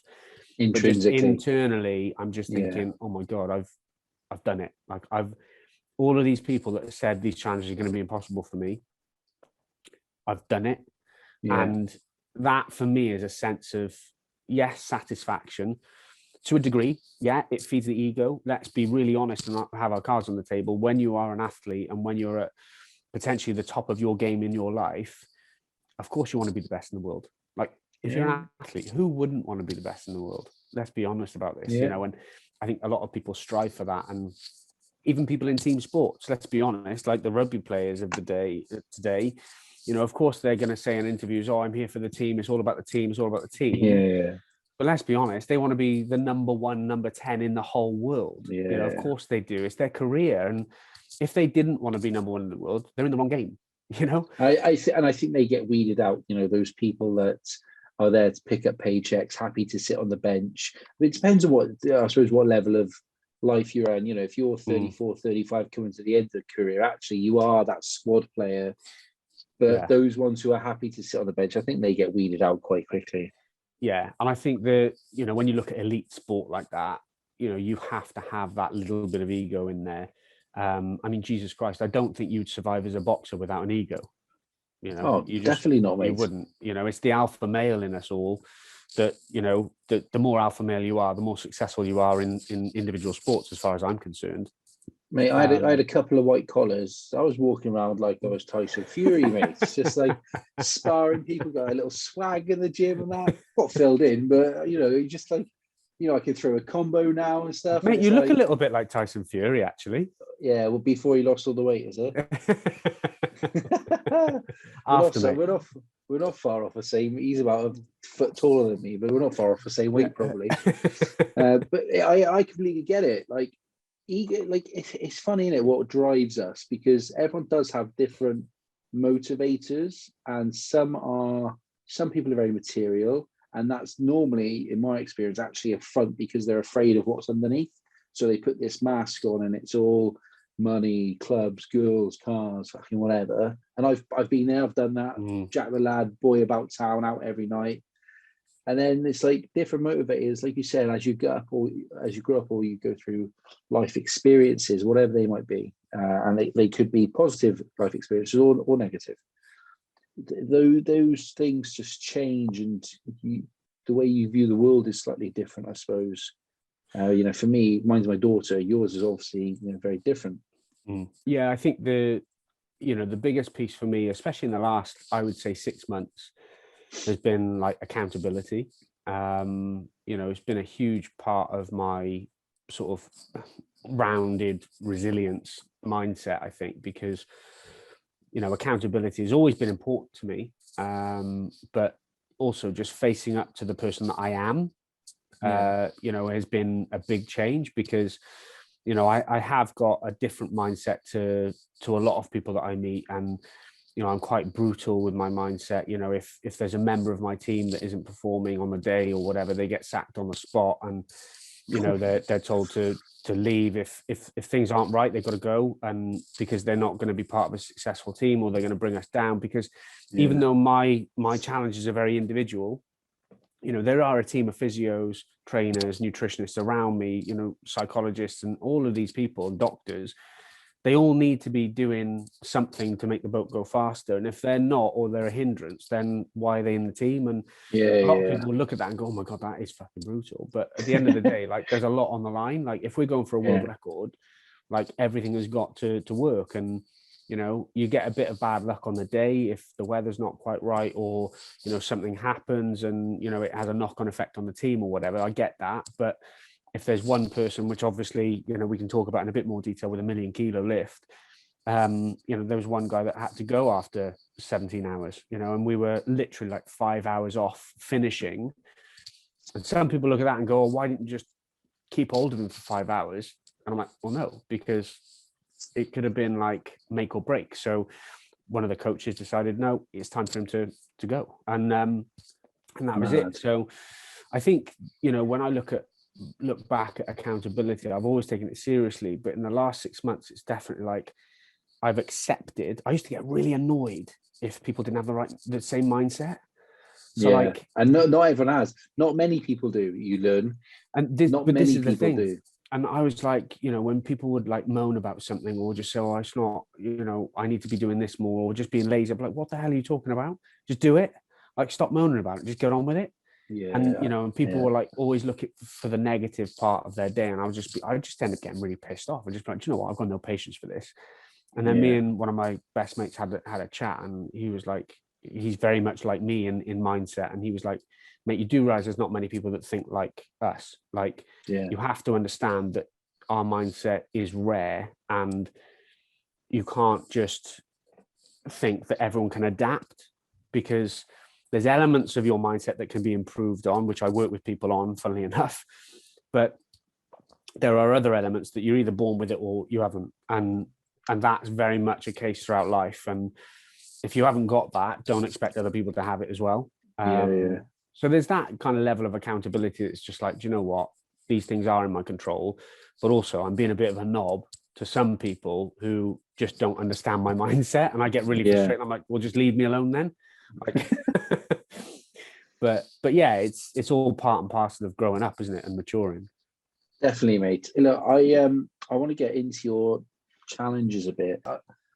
Before we get into your challenges, I just want to say thank you for being so honest and open. Like, I hope that whoever listens to this realizes that even in the darkest times there is a way out. There is someone to talk to.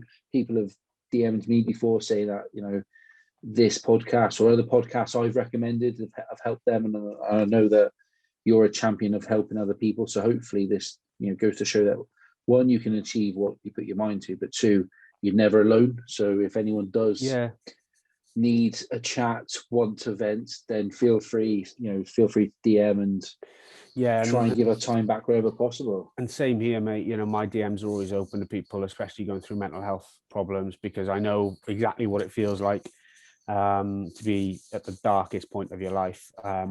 And funnily enough, that darkest moment of my life wasn't actually anywhere near like an operation, or like, I was actually really fit and healthy. I was doing really well. My lung function was the best it's ever been up until that point. And, but it wasn't that did it, so it's, it's really important to talk and open up and be really honest with each other as well. Yeah, I completely agree, pal. Let's get into your challenges a bit then. So I read that actually your first the first challenge of note, apart from obviously running your legs off every day for however many years you had to. 17, you climbed Kilimanjaro and you were boxing up there. Now, I think at 17, I was in the park with a flagon of White Lightning Buckfast cider down in Devon, trying to net girls. Like, we're very different people in that respect, I think. Like, we're not, mate. I took a flagon of White Lightning up there with me. I love that. Class. Ice cold as well. Perfect. What was that like, mate, at 17, when, again, you know, that's something I would think about doing now. Like, back then, I didn't even know where Kilimanjaro was probably when I was 17. Like, what was that like? Mate, it was the most bizarre, incredible experience of my life. We wanted to raise a load of money for charity, as always, and I decided. Had you set up your charity by then? No, so I was doing a lot of fundraising for the Cystic Fibrosis Trust, which is like the national UK organisation. And yeah, so I basically was like, you know, my dad rang me one night. He was at a charity dinner in London, and he was like, "Listen, there's a couple of spaces to go up to Kilimanjaro," and I was like, "Oh, okay, sounds cool. Yeah, whatever." And I was I just finished GCSEs, and I'd been running for Wales cross country. So I knew I was fit. And I think massive ego at 17, thinking I'm fit enough to do any challenge that anyone throws at me. So sort of bring it on, you know. But then I was like, well, to raise a bit of money, I might be like the youngest person with CF to ever have climbed that mountain, but I want to do something a bit different. So I basically said to Scott Welsh, who was the former European heavyweight champion, he was in the film Snatch as well. He fought Brad Pitt. He was the massive guy in that film. Was he with brown hair? Yeah, in huge Good Nick, monster. And he's the one who, like, that's it. That's him. He's in Good Nick, and if this is going to sound fucking pathetic, but I always felt like if I ever got in half decent nick, I'd be in the same nick as him. Like, because I'm quite a big bloke, but he's like still. Mate, he was really former sad. European heavyweight. So he was, and don't get me wrong, he wasn't in that. He was set to fight Mike Tyson as well in his heyday. Yeah. And I don't know, for whatever reason the fight fell through, but I rang Scott and I was like, mate, I want to fight you on top of Kilimanjaro for charity, like a bit of a sparring match, call it what you want. And he was like, well, who the hell are you? And so I was like, well, this is my story. And it's like, yeah, it's not normal. It's not the normal way of climbing a mountain. But anyway, we couldn't really tell many people that we were going to do it because it wouldn't be allowed. You know, it's 20,000 feet, minus 15 degrees Celsius. You know, on the way up, I suffered from headaches and nosebleeds quite badly. And if you're showing any signs of genuine weakness and like health problems, obviously you'll race down like quick time. So anyway, we got to the top and everyone was like kind of like in awe of the view was incredible. You know, it's 7 o'clock, well, 6:30 a.m. on, you know, Sunday morning. You can see across like these huge deserts. It's just the most phenomenal sunrise in the world. And me and Scott looked at each other, started stripping off to the waist at minus 15 degrees Celsius and grabbed some boxing gloves out of our bags. And we basically just started fighting, to be honest. And there was this sort of moment where everyone was sort of just watching us and we're like, what the hell is going on? And then all of a sudden we realized there was this kind of ring of people that was forming around us. And this is going back, like, God, I can't even remember the year of it now, but say 16 years ago nearly.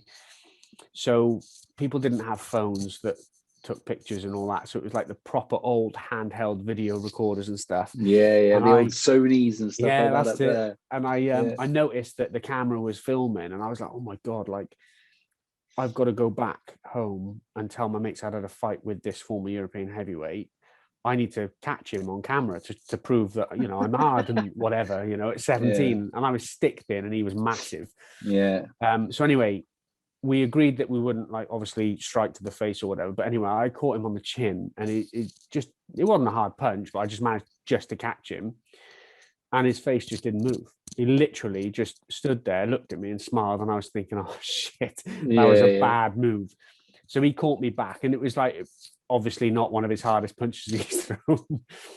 but caught me enough, and my nose started bleeding again. And we carried on fighting for about, I think we did 3 minutes in total, and then packed the bags up, had photos, packed the bags up again, and went down. And then we got to the bottom, and I was just like, that was the most incredible, surreal experience of my life. But we'd raised £125,000, and that was 16 years ago, so it was a lot of money. Wow. And it kind of just set the tone really for what I wanted to do later on in life. And I was like, do you know what? I got the bug for raising money and helping charities. So I was like, okay. And then from a PR perspective, I realized that everyone's running marathons, everyone's doing 10Ks, everyone's doing like, you know, I don't know, rowing across the English Channel and all this stuff. And I was just like, whilst all of those challenges are amazing, they're just not different enough from a PR perspective. They're not extreme enough. So I sort of said, you know, I need to put the years into training and really get my mind around what challenges I can do in the future. So that was very much like a starting point. Yeah. And looking back at the photos, it was pretty mental. And you can see from the photos, the back of my arms are blue because it's so cold. But yeah, it was an amazing experience. And I'd probably like to climb the mountain again. I would like to do it again, but just without the boxing match this time. Yeah, actually take it in for what it is. Yeah. That's incredible. Like, and then I've got here that obviously you said you had your own marketing and you were working, I suppose, but then was it the 29th? This would have been 2017 with the World's Fittest Man Challenge. So I might get this wrong, but correct me if I do. So 24 hours, 100-mile cycle, a 10-mile run, 10-mile row, 10 miles on the cross trainer, 2-mile swim, 100 tons of weight, 3,000 sit-ups, 100 press-ups, and 100 squats in 24 hours. 1,000 press-ups and 1,000 squats at the end. Yeah, 1,000 press-ups. 1,000 press-ups, 1,000 squats. Yeah, right. And you're allowed 3 2-minute breaks. Is that it? Yeah. Well, so you don't do it in your time. You've got to do it in their time. Yeah. So basically, what the fuck? Yeah, you've got 24 hours to complete it, but you're only allowed a certain amount of time not exercise. So, for example, like on the cross trainer, I'd have one of my trainers feeding me. So to get the calories in and make sure that it's efficient and your time efficient on toilet breaks and that. So like, obviously during the 2-mile swim, I wasn't actually a very good swimmer at the time. I did most of it breaststroke, which was slow as hell. But obviously I used that time to go for a wee quite a lot. But the whole point of it was that I went on Google and found out this World's Fittest Man Challenge, like 4 people in the world had ever completed it. And I looked at it and I was like, all right, I'm going to have a crack at that. And sort of sat down, did the maths and did all like kind of the workings out of how much tonnage I'd have to lift per minute and all the rest of it to fit in 3,000 sit-ups, 1,000 squats, 1,000 prep. Like, am I going to do that in a circuit? And all of the stuff that goes into planning. And then all of a sudden I think, well, shit, I've got 12 months to train for this. And the whole point of it was that I wanted to celebrate my 30th birthday. You know, I'd grown up being told I wasn't going to survive past 30. And I was like, do you know what? I'm going to do something to show you. Not only am I going to survive past 30, I'm going to be one of the fittest people in the world, or from what I thought back then. So I did this challenge and I did it in 22 hours and 10 minutes. And I had an hour and 50 left. And we coined the phrase 24 hours for CF.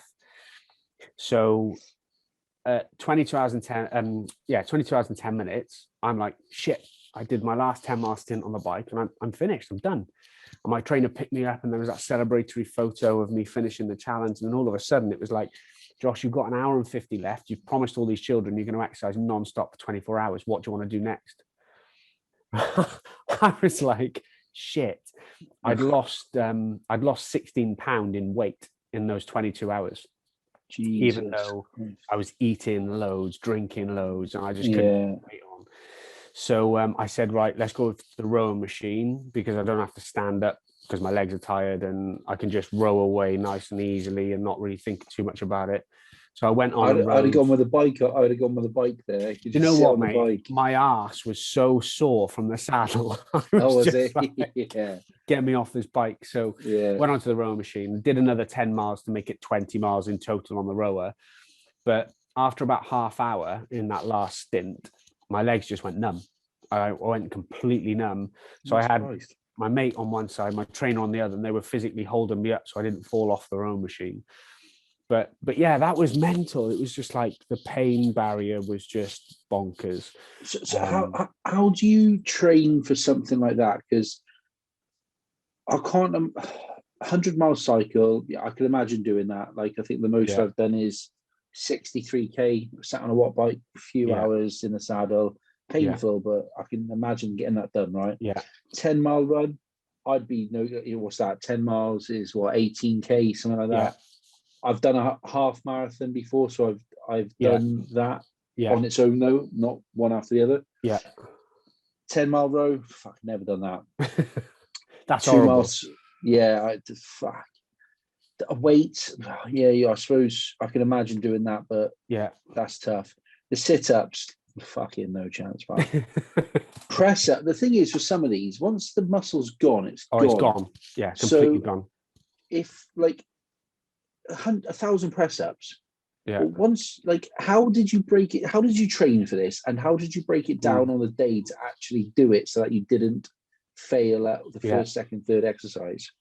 So the training plan was kind of like literally a minimum. Bear in mind, I had my marketing agency at this point as well. So through all the training for this, I had a full-time, like, it was more than a full-time job because I was working all the hours God sends on the business. Hired someone to come in to help manage the big accounts and stuff like that, which failed miserably because that person was just an absolute arse.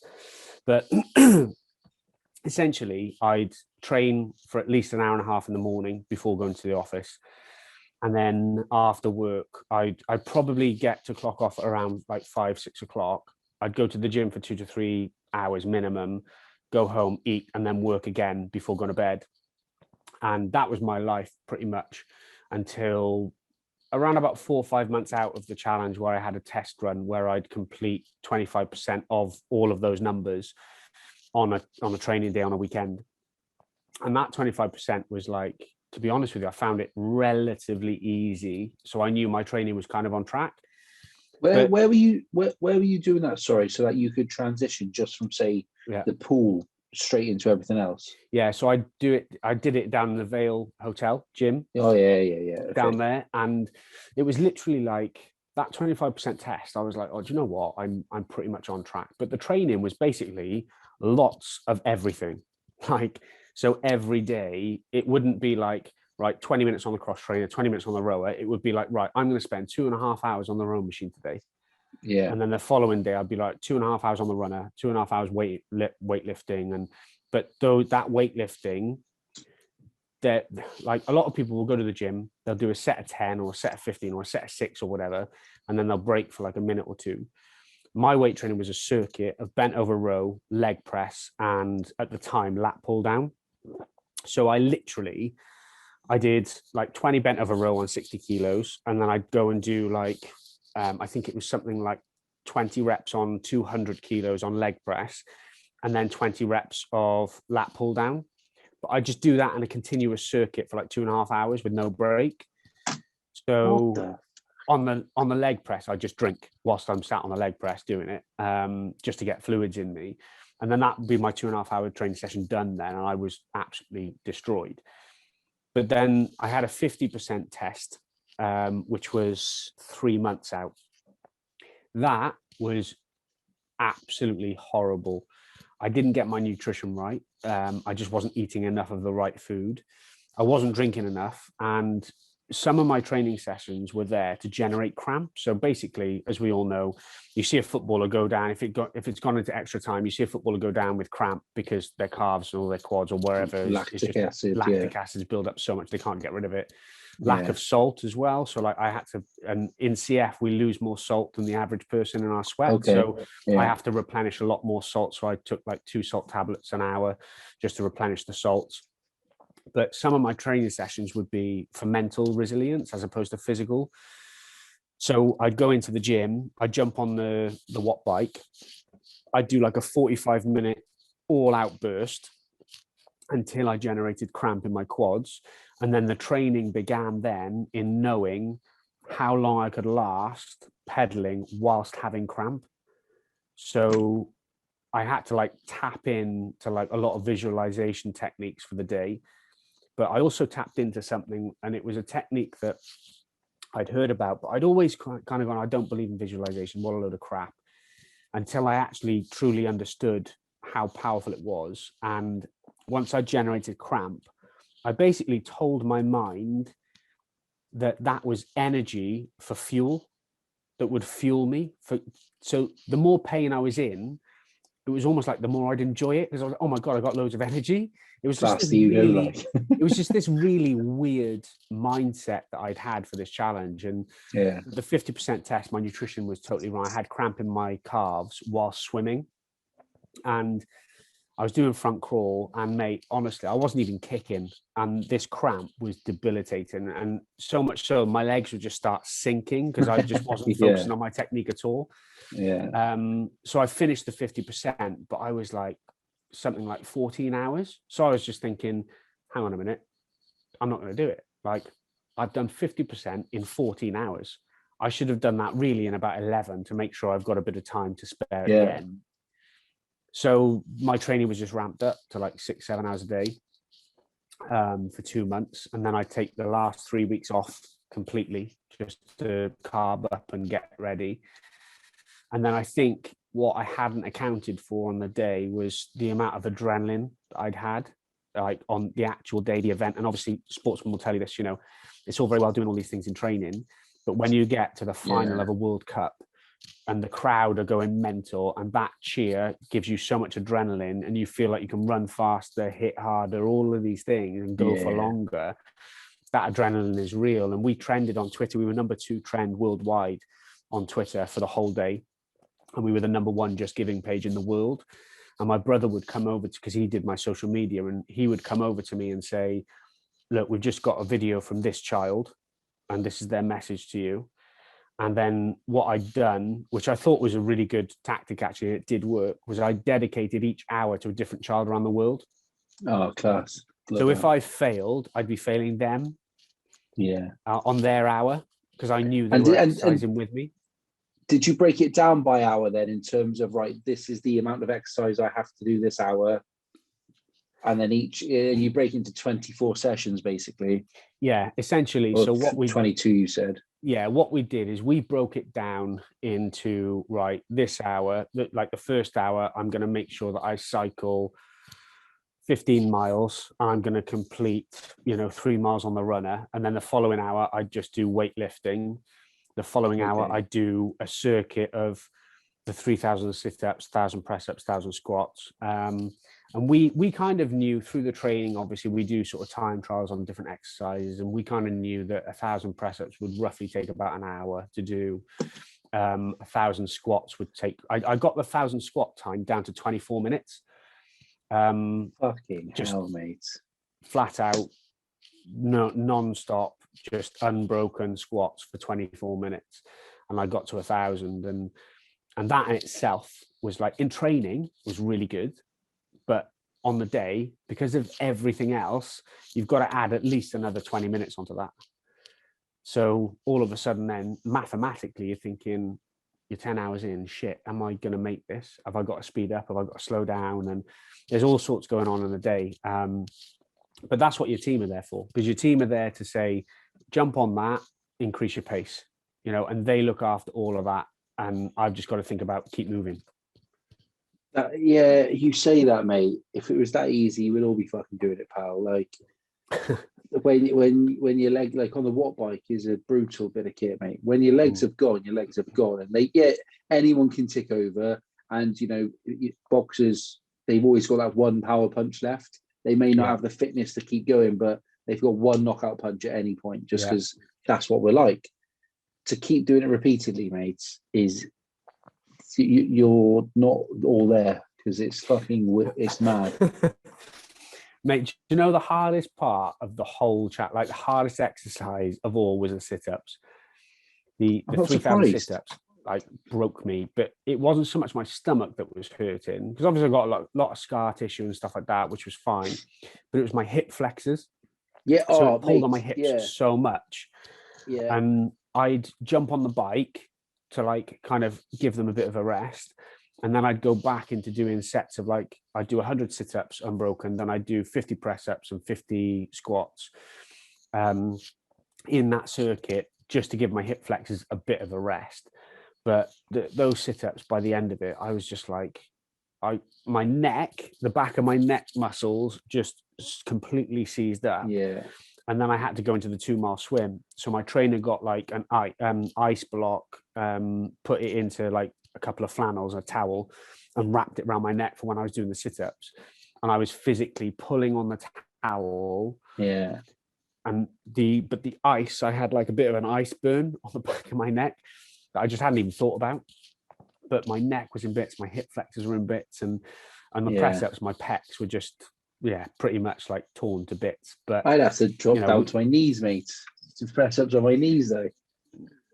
Well, mate, I did 1,000 press-ups as a bit of a challenge on my Instagram the other day, just for a laugh, really, just to see what it would be like. And I think I managed just I think it was sub 50 minutes I managed, or 53 minutes it may have been, numbers have gone, but yeah, around that kind of mark to do 1,000 press-ups. But you start off doing like 50, and then you get to about 200 and you're like, I got to drop down to 20 now. And then you get to like 400 and you're like, I got to drop down to 10s. And then you get to like 800, I'm like, I'm only 200 away, but then it's physically almost impossible to do 5 in a row. Yeah. But it's just like you said, the lactic builds up, and I haven't done press-ups for ages. So it's like what you can train your body to do is absolutely phenomenal. Fucking mates, I reckon I could probably do 25, 30 max, but I am 120 or 115 kilos. Exactly. Whatever. It's all relative, mate. It's my strength to weight ratio has always been pretty decent. Yeah. But yeah, you're right. I think you've got to have something mentally not quite right with you to want to go through that kind of pain. You seem like you enjoy that for whatever reason, whether it's, intrinsically. Earlier you said that you felt guilty, or you just want to live your life and prove that anyone can do anything with cystic fibrosis. I don't know what it is, right? And one day maybe you'll figure it out. But it's like you're punishing yourself. Like that amount of, there are easier ways to raise money, make money, live, train, that's more enjoyable, but you are a glutton for punishment, pal. It's fucking mad. Do you know the sad thing is though as well, is that like I remember when I first started getting quite a few followers on social media, and a few people made comments, oh my God, your job must be so easy, like being like an influencer. I was like, I'm not an influencer. Don't call me a fucking influencer, because I'm not. Yeah. It's like all I'm doing is trying to create a really positive place for people to come to better themselves, whether they've got CF or not. But the amount of shit that I've gone through in my challenges to get to where I am, to get sponsors and stuff like that, like there are easier ways to get paid. Like there are much easier ways to get paid. But for me, it wouldn't be as rewarding. It just wouldn't. Yeah. Fair play to you, boy. Talk me through one challenge on its own is exhausting listening to it, mate. I can't even imagine what it would fucking take, right? The next one I've got written down here, 1,000,000 kilos in 24 hours. Talk me through, this is the one where you obviously booted the guy off as well. Yeah. Talk me through that. This one was mental. 1,000,000 kilos. So for people listening, that's you pick a weight essentially. 747s. So it's what? It's 3 Boeing 747s. Fuck. That's mad. It's a lot of weight. It's a lot of weight. Even if you did 100k squat, I don't know, I'm going to try and work this out now, and my maths has just escaped me. But is that, if you 100 kilogram squats, is it 100 times or 1,000 times? Say you do, let's put it this way. Say you do 100 kilo squat, and you do 7 reps. Just 7 reps. You've got to do that every minute on the minute for 24 hours. Is that what it is? Yeah. I was trying to work it out on my phone then. Like, yeah. so 7 reps every minute on the minute for 24 hours, 100K squat. Yeah. Fucking hell. And obviously, the lower the weight, the more reps you've got to do in that minute. Exactly. So how did you break it down? So we broke it down by doing, initially, it was an 80 kilo bench. And you do that 10 reps on 80 kilos. Yeah. And then you'd go to an 80 kilo squat and you'd do 10 reps on that. Then you'd go to an 80 kilo bent over row, 10 reps. And then you'd go to a 200 kilo leg press for 20 reps. Okay. And you just do that. Okay. And that would essentially buy you a bit of time at the end of the hour to have some physio. Okay. Yeah. So through training, like it was about a week after the previous challenge. And one of my mates was like, "Oh my God, what's it like to be number 5 in the world? Like, you're the 5th person in the world to complete the world's fittest man challenge." I was like, "Oh, well, the competitive side of me kind of tells me, well, I'm the 4th loser." So like, yeah, that's bullshit. I want to kind of go for a world record. Yeah. So I started researching, and there was this guy, and he'd done it like a few years before, and he'd lifted 475,000 kilos in 24 hours, and that was the world record. And I was a bit like, okay, that's awesome. So I turned around to my dad and a couple of my mates. I was like, right, I'm going to break this world record. And they were like, oh, great, 500,000 then. Nice round number. And I was like, yeah, but it's just not enough from a PR perspective. And like, if I break it and get to 500, it's only a matter of time before someone else goes and does 550 or whatever. So I just want to blow it out the water. Yeah. So then when you do the maths, it's 700 kilos every minute on the minute for 24 hours non-stop. But obviously, as we all know, you're not going to lift 700 kilos every single minute on the minute for 24 hours without being able to eat and drink and have some form of physio treatment. So you need to realistically lift about 1.5 ton every minute on the minute for about 45 minutes.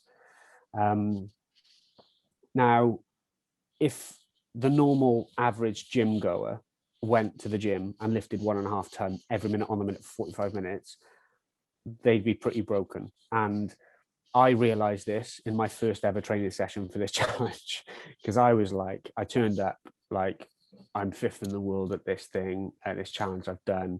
You know, I'm pretty fit. You know, I can turn my hand to most things in the gym, just throw anything you want at me. And my trainers were 2 guys. One was ex-Royal Marines, and the other one was part of the RAF, quite high up in the RAF, and their training was pretty brutal. And he said, okay, let's see what you're made of.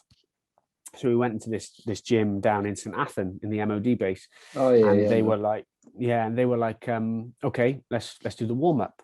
And the warm-up was something like kettlebell swings, wall balls, and bench and squat. And after about 40 minutes, I threw up because it was like horrendous, like literally horrific. My nutrition was on point, but I knew that I was blowing out my ass. And my heart rate for that 40 minutes was an average of 180.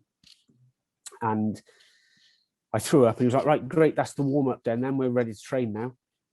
And then for 2.5 hours, my heart rate had to be above 150. So at the end of that session, he was like, how hard do you think that was on a scale of 1 to 10? And I was like, that's fucking hard. Like, I put that at about 8 or 9.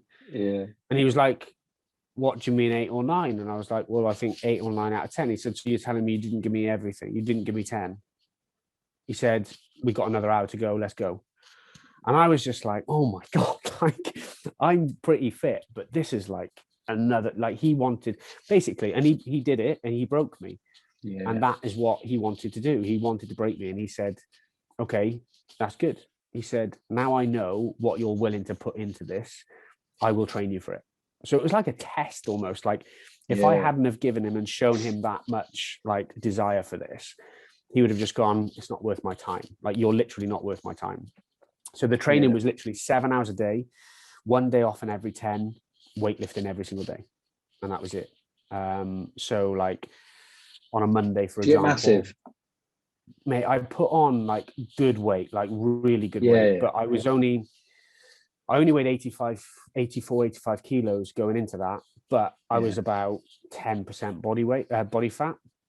So on bodybuilders terms, nothing. Like, you know, I was a bit fat for a bodybuilder, but for a weightlifter and an endurance athlete, I was in the best shape of my life.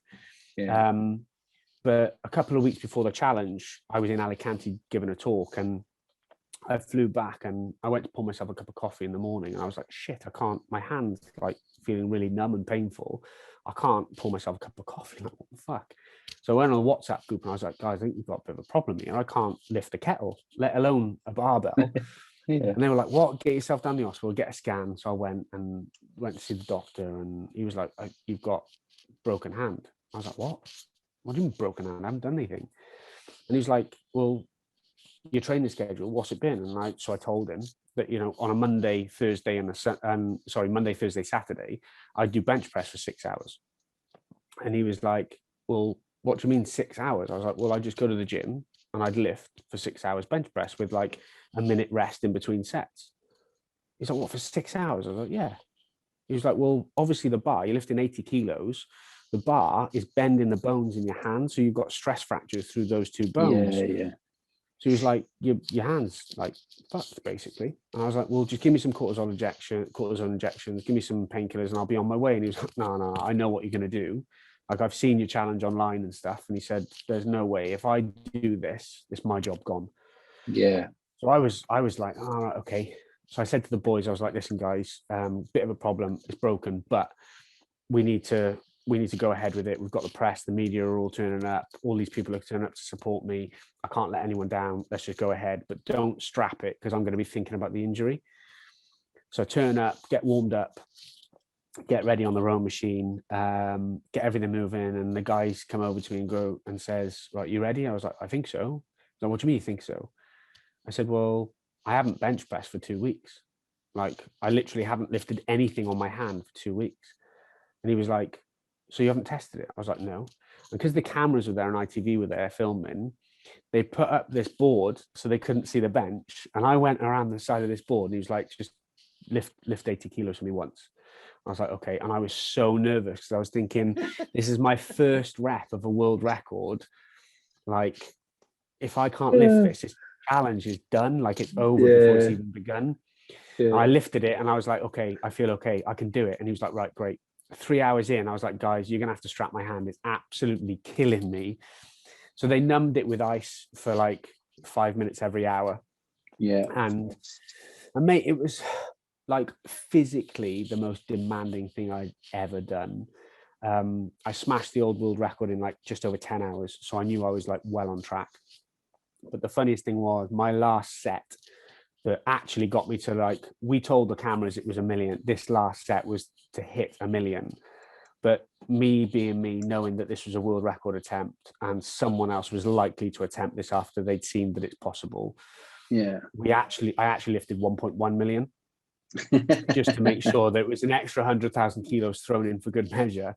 Yeah. But that last set, I think it just felt like there was a massive relief. I burst into tears as soon as I completed that leg press, because I was just like, you know, everyone, the doctors, you know, the physios, the medics, everyone thought that it would be humanly impossible to lift 1 million kilos in 24 hours. And when you look at the maths, even I look back now and go, how the hell did I do that? Like, that is bonkers. Oh, mate, 100 kilos, like, 100 kilos, 7 reps every minute on the minute for 24 hours. It's fucking mad, mate. Even if you did 200 kilo leg press and only did leg press, like, it's berserk. Yeah, it's bonkers. Yeah. But I think that, I mean, listen, the fact that 3 people have attempted to break it since, and only one, the person that's come closest managed 6 hours, and they weren't even on target pace to break through the 1 million. And I was just like, you know, the guy kind of like, I don't know, it was a bit of I saw a bit of an excuse on social media. It was like, oh, my knee went. And I was a bit like, did it really though? Like, or did you just bail out because you knew that it was just a step too far? But I think with these challenges, mate, you know, I want someone to break that world record. I genuinely do want someone to come along and break my 1 million kilo record, because, and I suffer with post-event depression quite badly. And I've got to be honest, mate, you know, when someone says, oh, what's it like to be a world record holder? It's like, well, to be the only person in the world to have lifted 1 million kilos in 24 hours, it's quite a lonely place. Yeah. Like, there's no one in the world that I can currently speak to, and for them to fully understand how it feels, Yeah.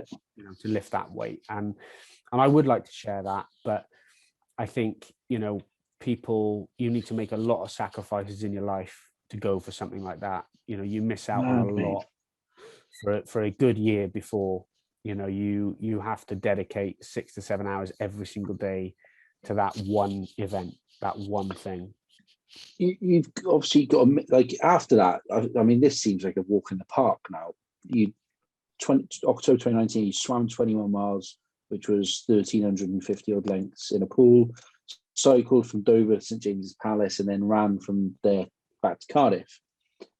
Like, that seems not simpler, because again, that's ridiculous at distance when you actually think about it. Yeah.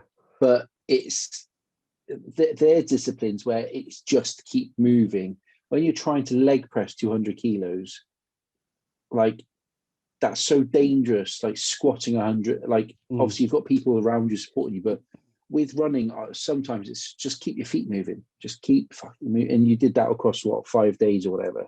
Yeah. Like, the one thing that when I saw that, I was like, one, what did he have for dinner at St James's Palace? That's what I was thinking. Honestly, that's what was the bed like? Mate, was it nice? It was the best beef lasagna I've ever tasted in my entire life. Was it really? Mate, it was phenomenal. And we were really lucky. Prince Charles invited us for a dinner, and we didn't stay the night. We literally had dinner, and then we started running home from London to Cardiff. Oh, did you? Oh, mate, okay. We were literally there for about an hour. I got a shower, got changed in his bedroom, and had a massage off one of my physios, which was one of the most like surreal. Yeah, I mean, as far as surreal moments go, that was just bonkers.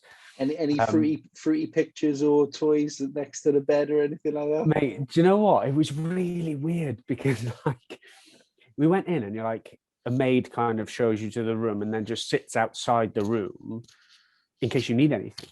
And it was bonkers. My physio was like, oh my God, I've left my scissors. He needed to tape my ankle because I'd torn a ligament in my ankle. And he was like, I need to tape your ankle, like solid, rigid tape it so it doesn't move when you're running. And yeah. I've left my scissors in the van, and the security was obviously so tight that, yeah. Once you're in, and they ain't letting you out until you all leave. So yeah. He was like, shit, I haven't got any scissors. And Zoe, one of the team doctors, just stepped outside the room and said to this maid, oh, really sorry, but you don't have to have some scissors. She literally, no word of a lie, went into a pocket and just pulled out these like kitchen scissors and said, there you go. Like literally just had them on her. And I was thinking, that's a bit weird. We got taped up, went downstairs, had the official photos, and then had the lasagna. I can't remember his title, but he was basically like chief of the house, like gave this bit of a speech to say, wish you all the best on your return journey to Cardiff. Like, hope you make it in time. And I was like, I got 2.5 days to run 160 miles. It's going to be tough on this ankle. And it was just, it was and you're right. It was really hard to come up with a challenge which was going to seem harder than the 1,000,000 kilos for the following year.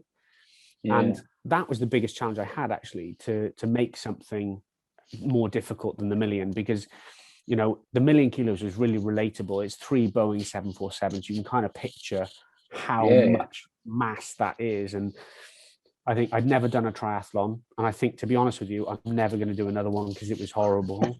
The 21-mile swim was like properly like 1,350 lengths in a pool, staring at blue tiles for 14 hours was just so boring. But I think what you when you're doing stuff like that, what have you got in your ears? Like, are you listening to music? No, nothing. Mate, that's where I struggle. That's where I struggle.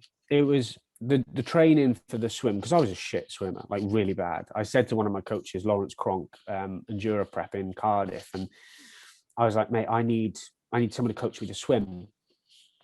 And he was like, oh, let's have a look at you in the pool. And he was like, after about 5, I was always a half decent swimmer at school, but like over like 25 meters or 50 meters, right? Get your badges. And yeah, exactly. And I just sprinted for like 50 meters, absolutely blowing. I got out and he was like, that is literally some of the worst swimming I've ever seen in my life. And you're about to try and swim 21 miles. And I was like, oh shit. So I got Dave Tonge from I know Dave. Yeah, Dave. I've sparred Dave, but swimming. yeah, I know Dave very well, mate. Yeah. So he taught me, and mate, what a coach. And he genuinely just taught me from sinking, the point of sinking, to actually being a half decent swimmer. Yeah. And I did, you know, I focused like 2.5 hours a day, every single day, on my swimming. So like that like came on leaps and bounds. But the monotony of like 1,350 lengths in a pool, you know, and then you literally get out, you have a Big Mac and like 30 chicken nuggets, and you jump on a bike in torrential rain and storms down in Dover, and the first like 8 hours of your cycle is uphill. Like I didn't enjoy that. I just didn't. And the run home was like 160 miles. Don't get me wrong, horrible and tough. But I had a support runner, Reece Jenkins, who's one of my best mates, and he's the only Welshman to have completed Badwater, the world's toughest foot race. Is he training for something now? Yeah, mate, he's training for the Land's End John O'Groats. I've seen it on social media. Yeah. I think one of my friends has been sharing some of his stuff. Yeah, some of the runs he does are just bonkers. It's really hard to kind of understand what running 100 miles is like. It's horrible. It's just not like your feet give in and your joints hurt and everything.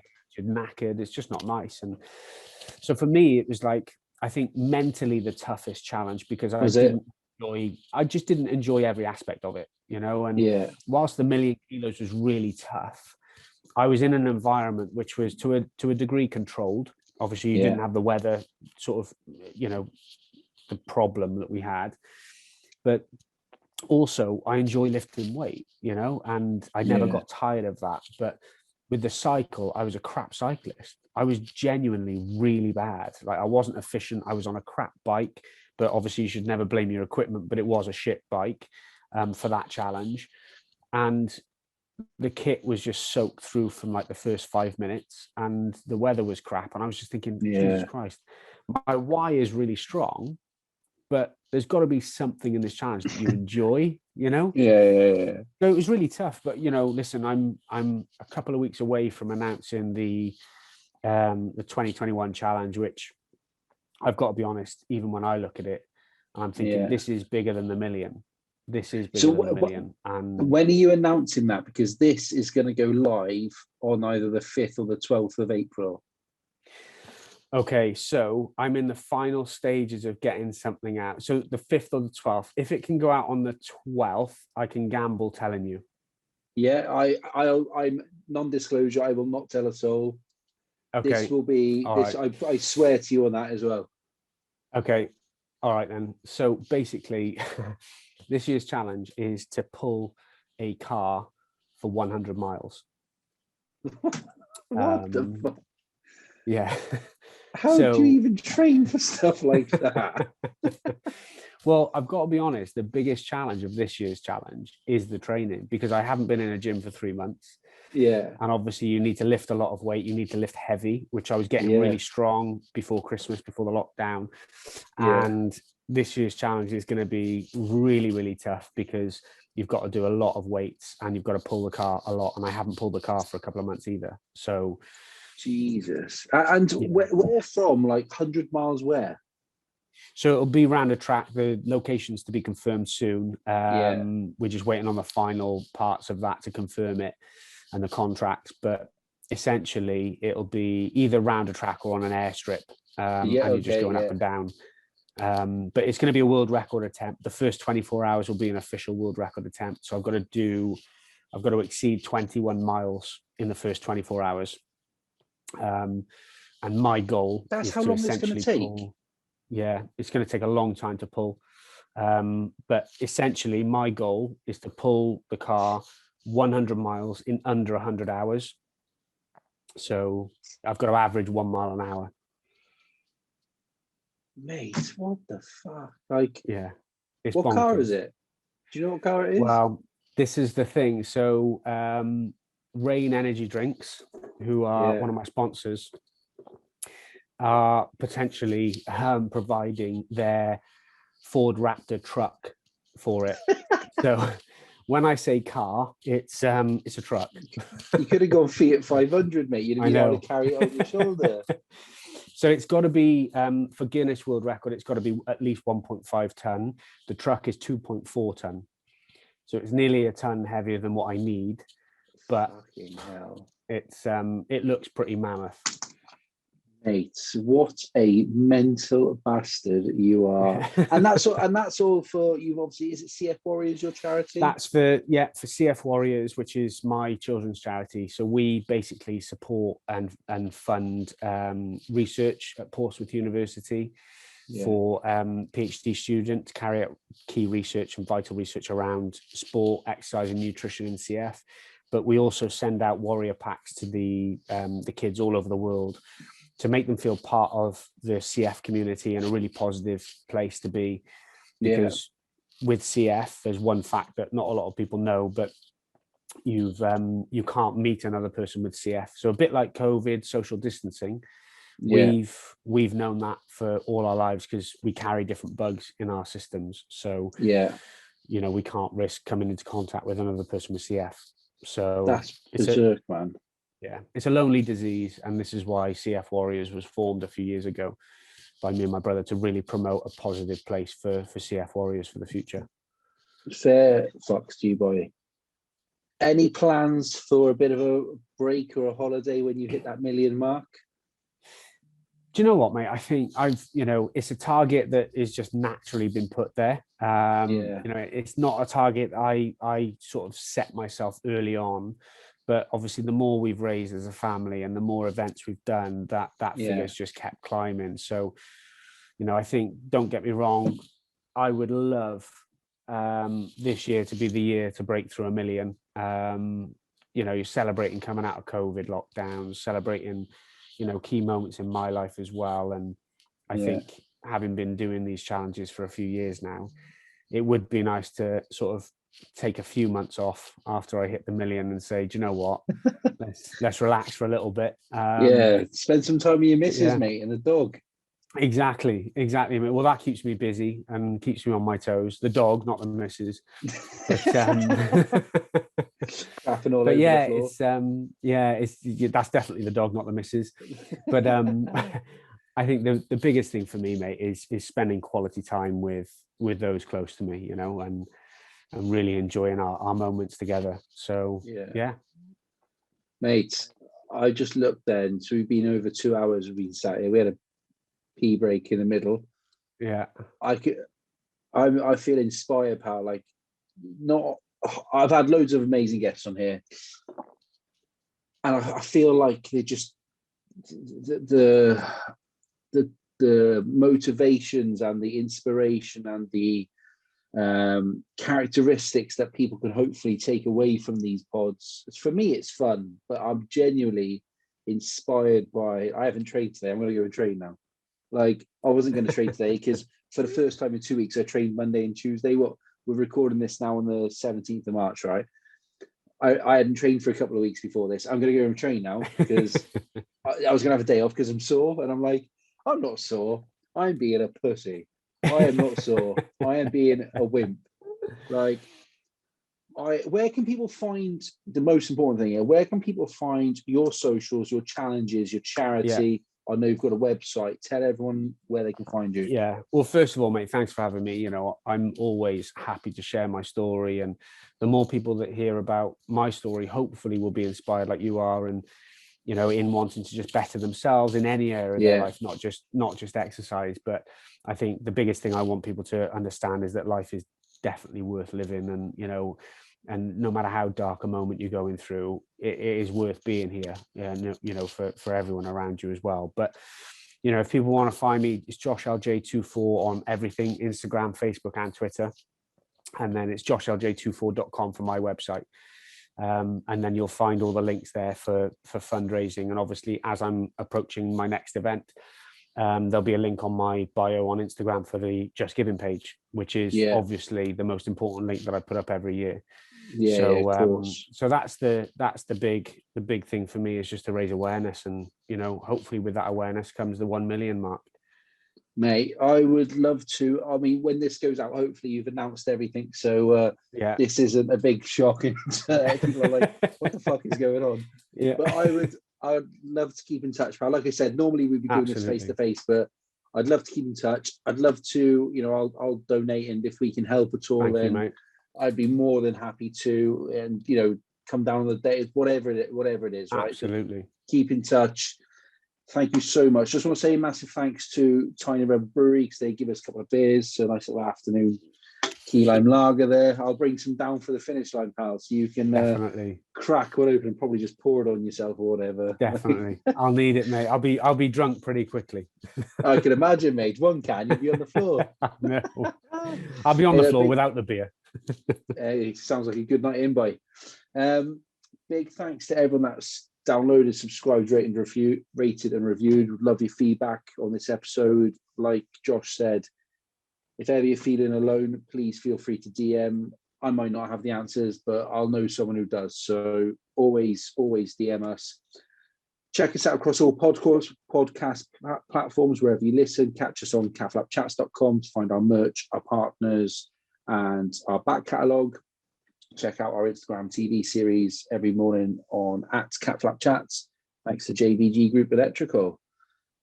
Josh, unbelievable. You are genuinely, I know it gets banded around a lot, but you're genuinely a legend, pal. Inspiration, hopefully, to far more people now. And I can't wait to see you have a blast at this. I'm a bit gutted that we're similar age. I'm a bit gutted I didn't know you from before, because I think it would have been a treat to watch your journey growing up, and then also onto these challenges as well. Yeah, thank you, mate. Really appreciate it. And listen, the journey's not done yet, so there's a lot more growing to be had. And the challenge, I always say this, but they're always going to get bigger and better, and tougher. Just because if they're not tougher for me, I find it pretty pointless. But yeah, mate, looking forward to the future. If you've got like a nice gentle cycle, I might come along with you, mate. But I don't fancy. The last thing I pulled is my missus, mate. So I've rather tried pulling anything. So the car's on you, all right? Mate, you're more than happy to jump. More than happy for you to jump in and steer it for a bit. Honestly, it would genuinely be my pleasure, pal. I'll be shouting shit jokes and keeping you going, all right? That's what works, mate. But no, thanks for having me on, bud. No, thank you, pal. Keep in touch, stay safe, and I'll speak to you soon, all right? Real. Have a good one, mate. And you, take care. Cheers. Ta-ra. Ta-ra, buddy. Bye.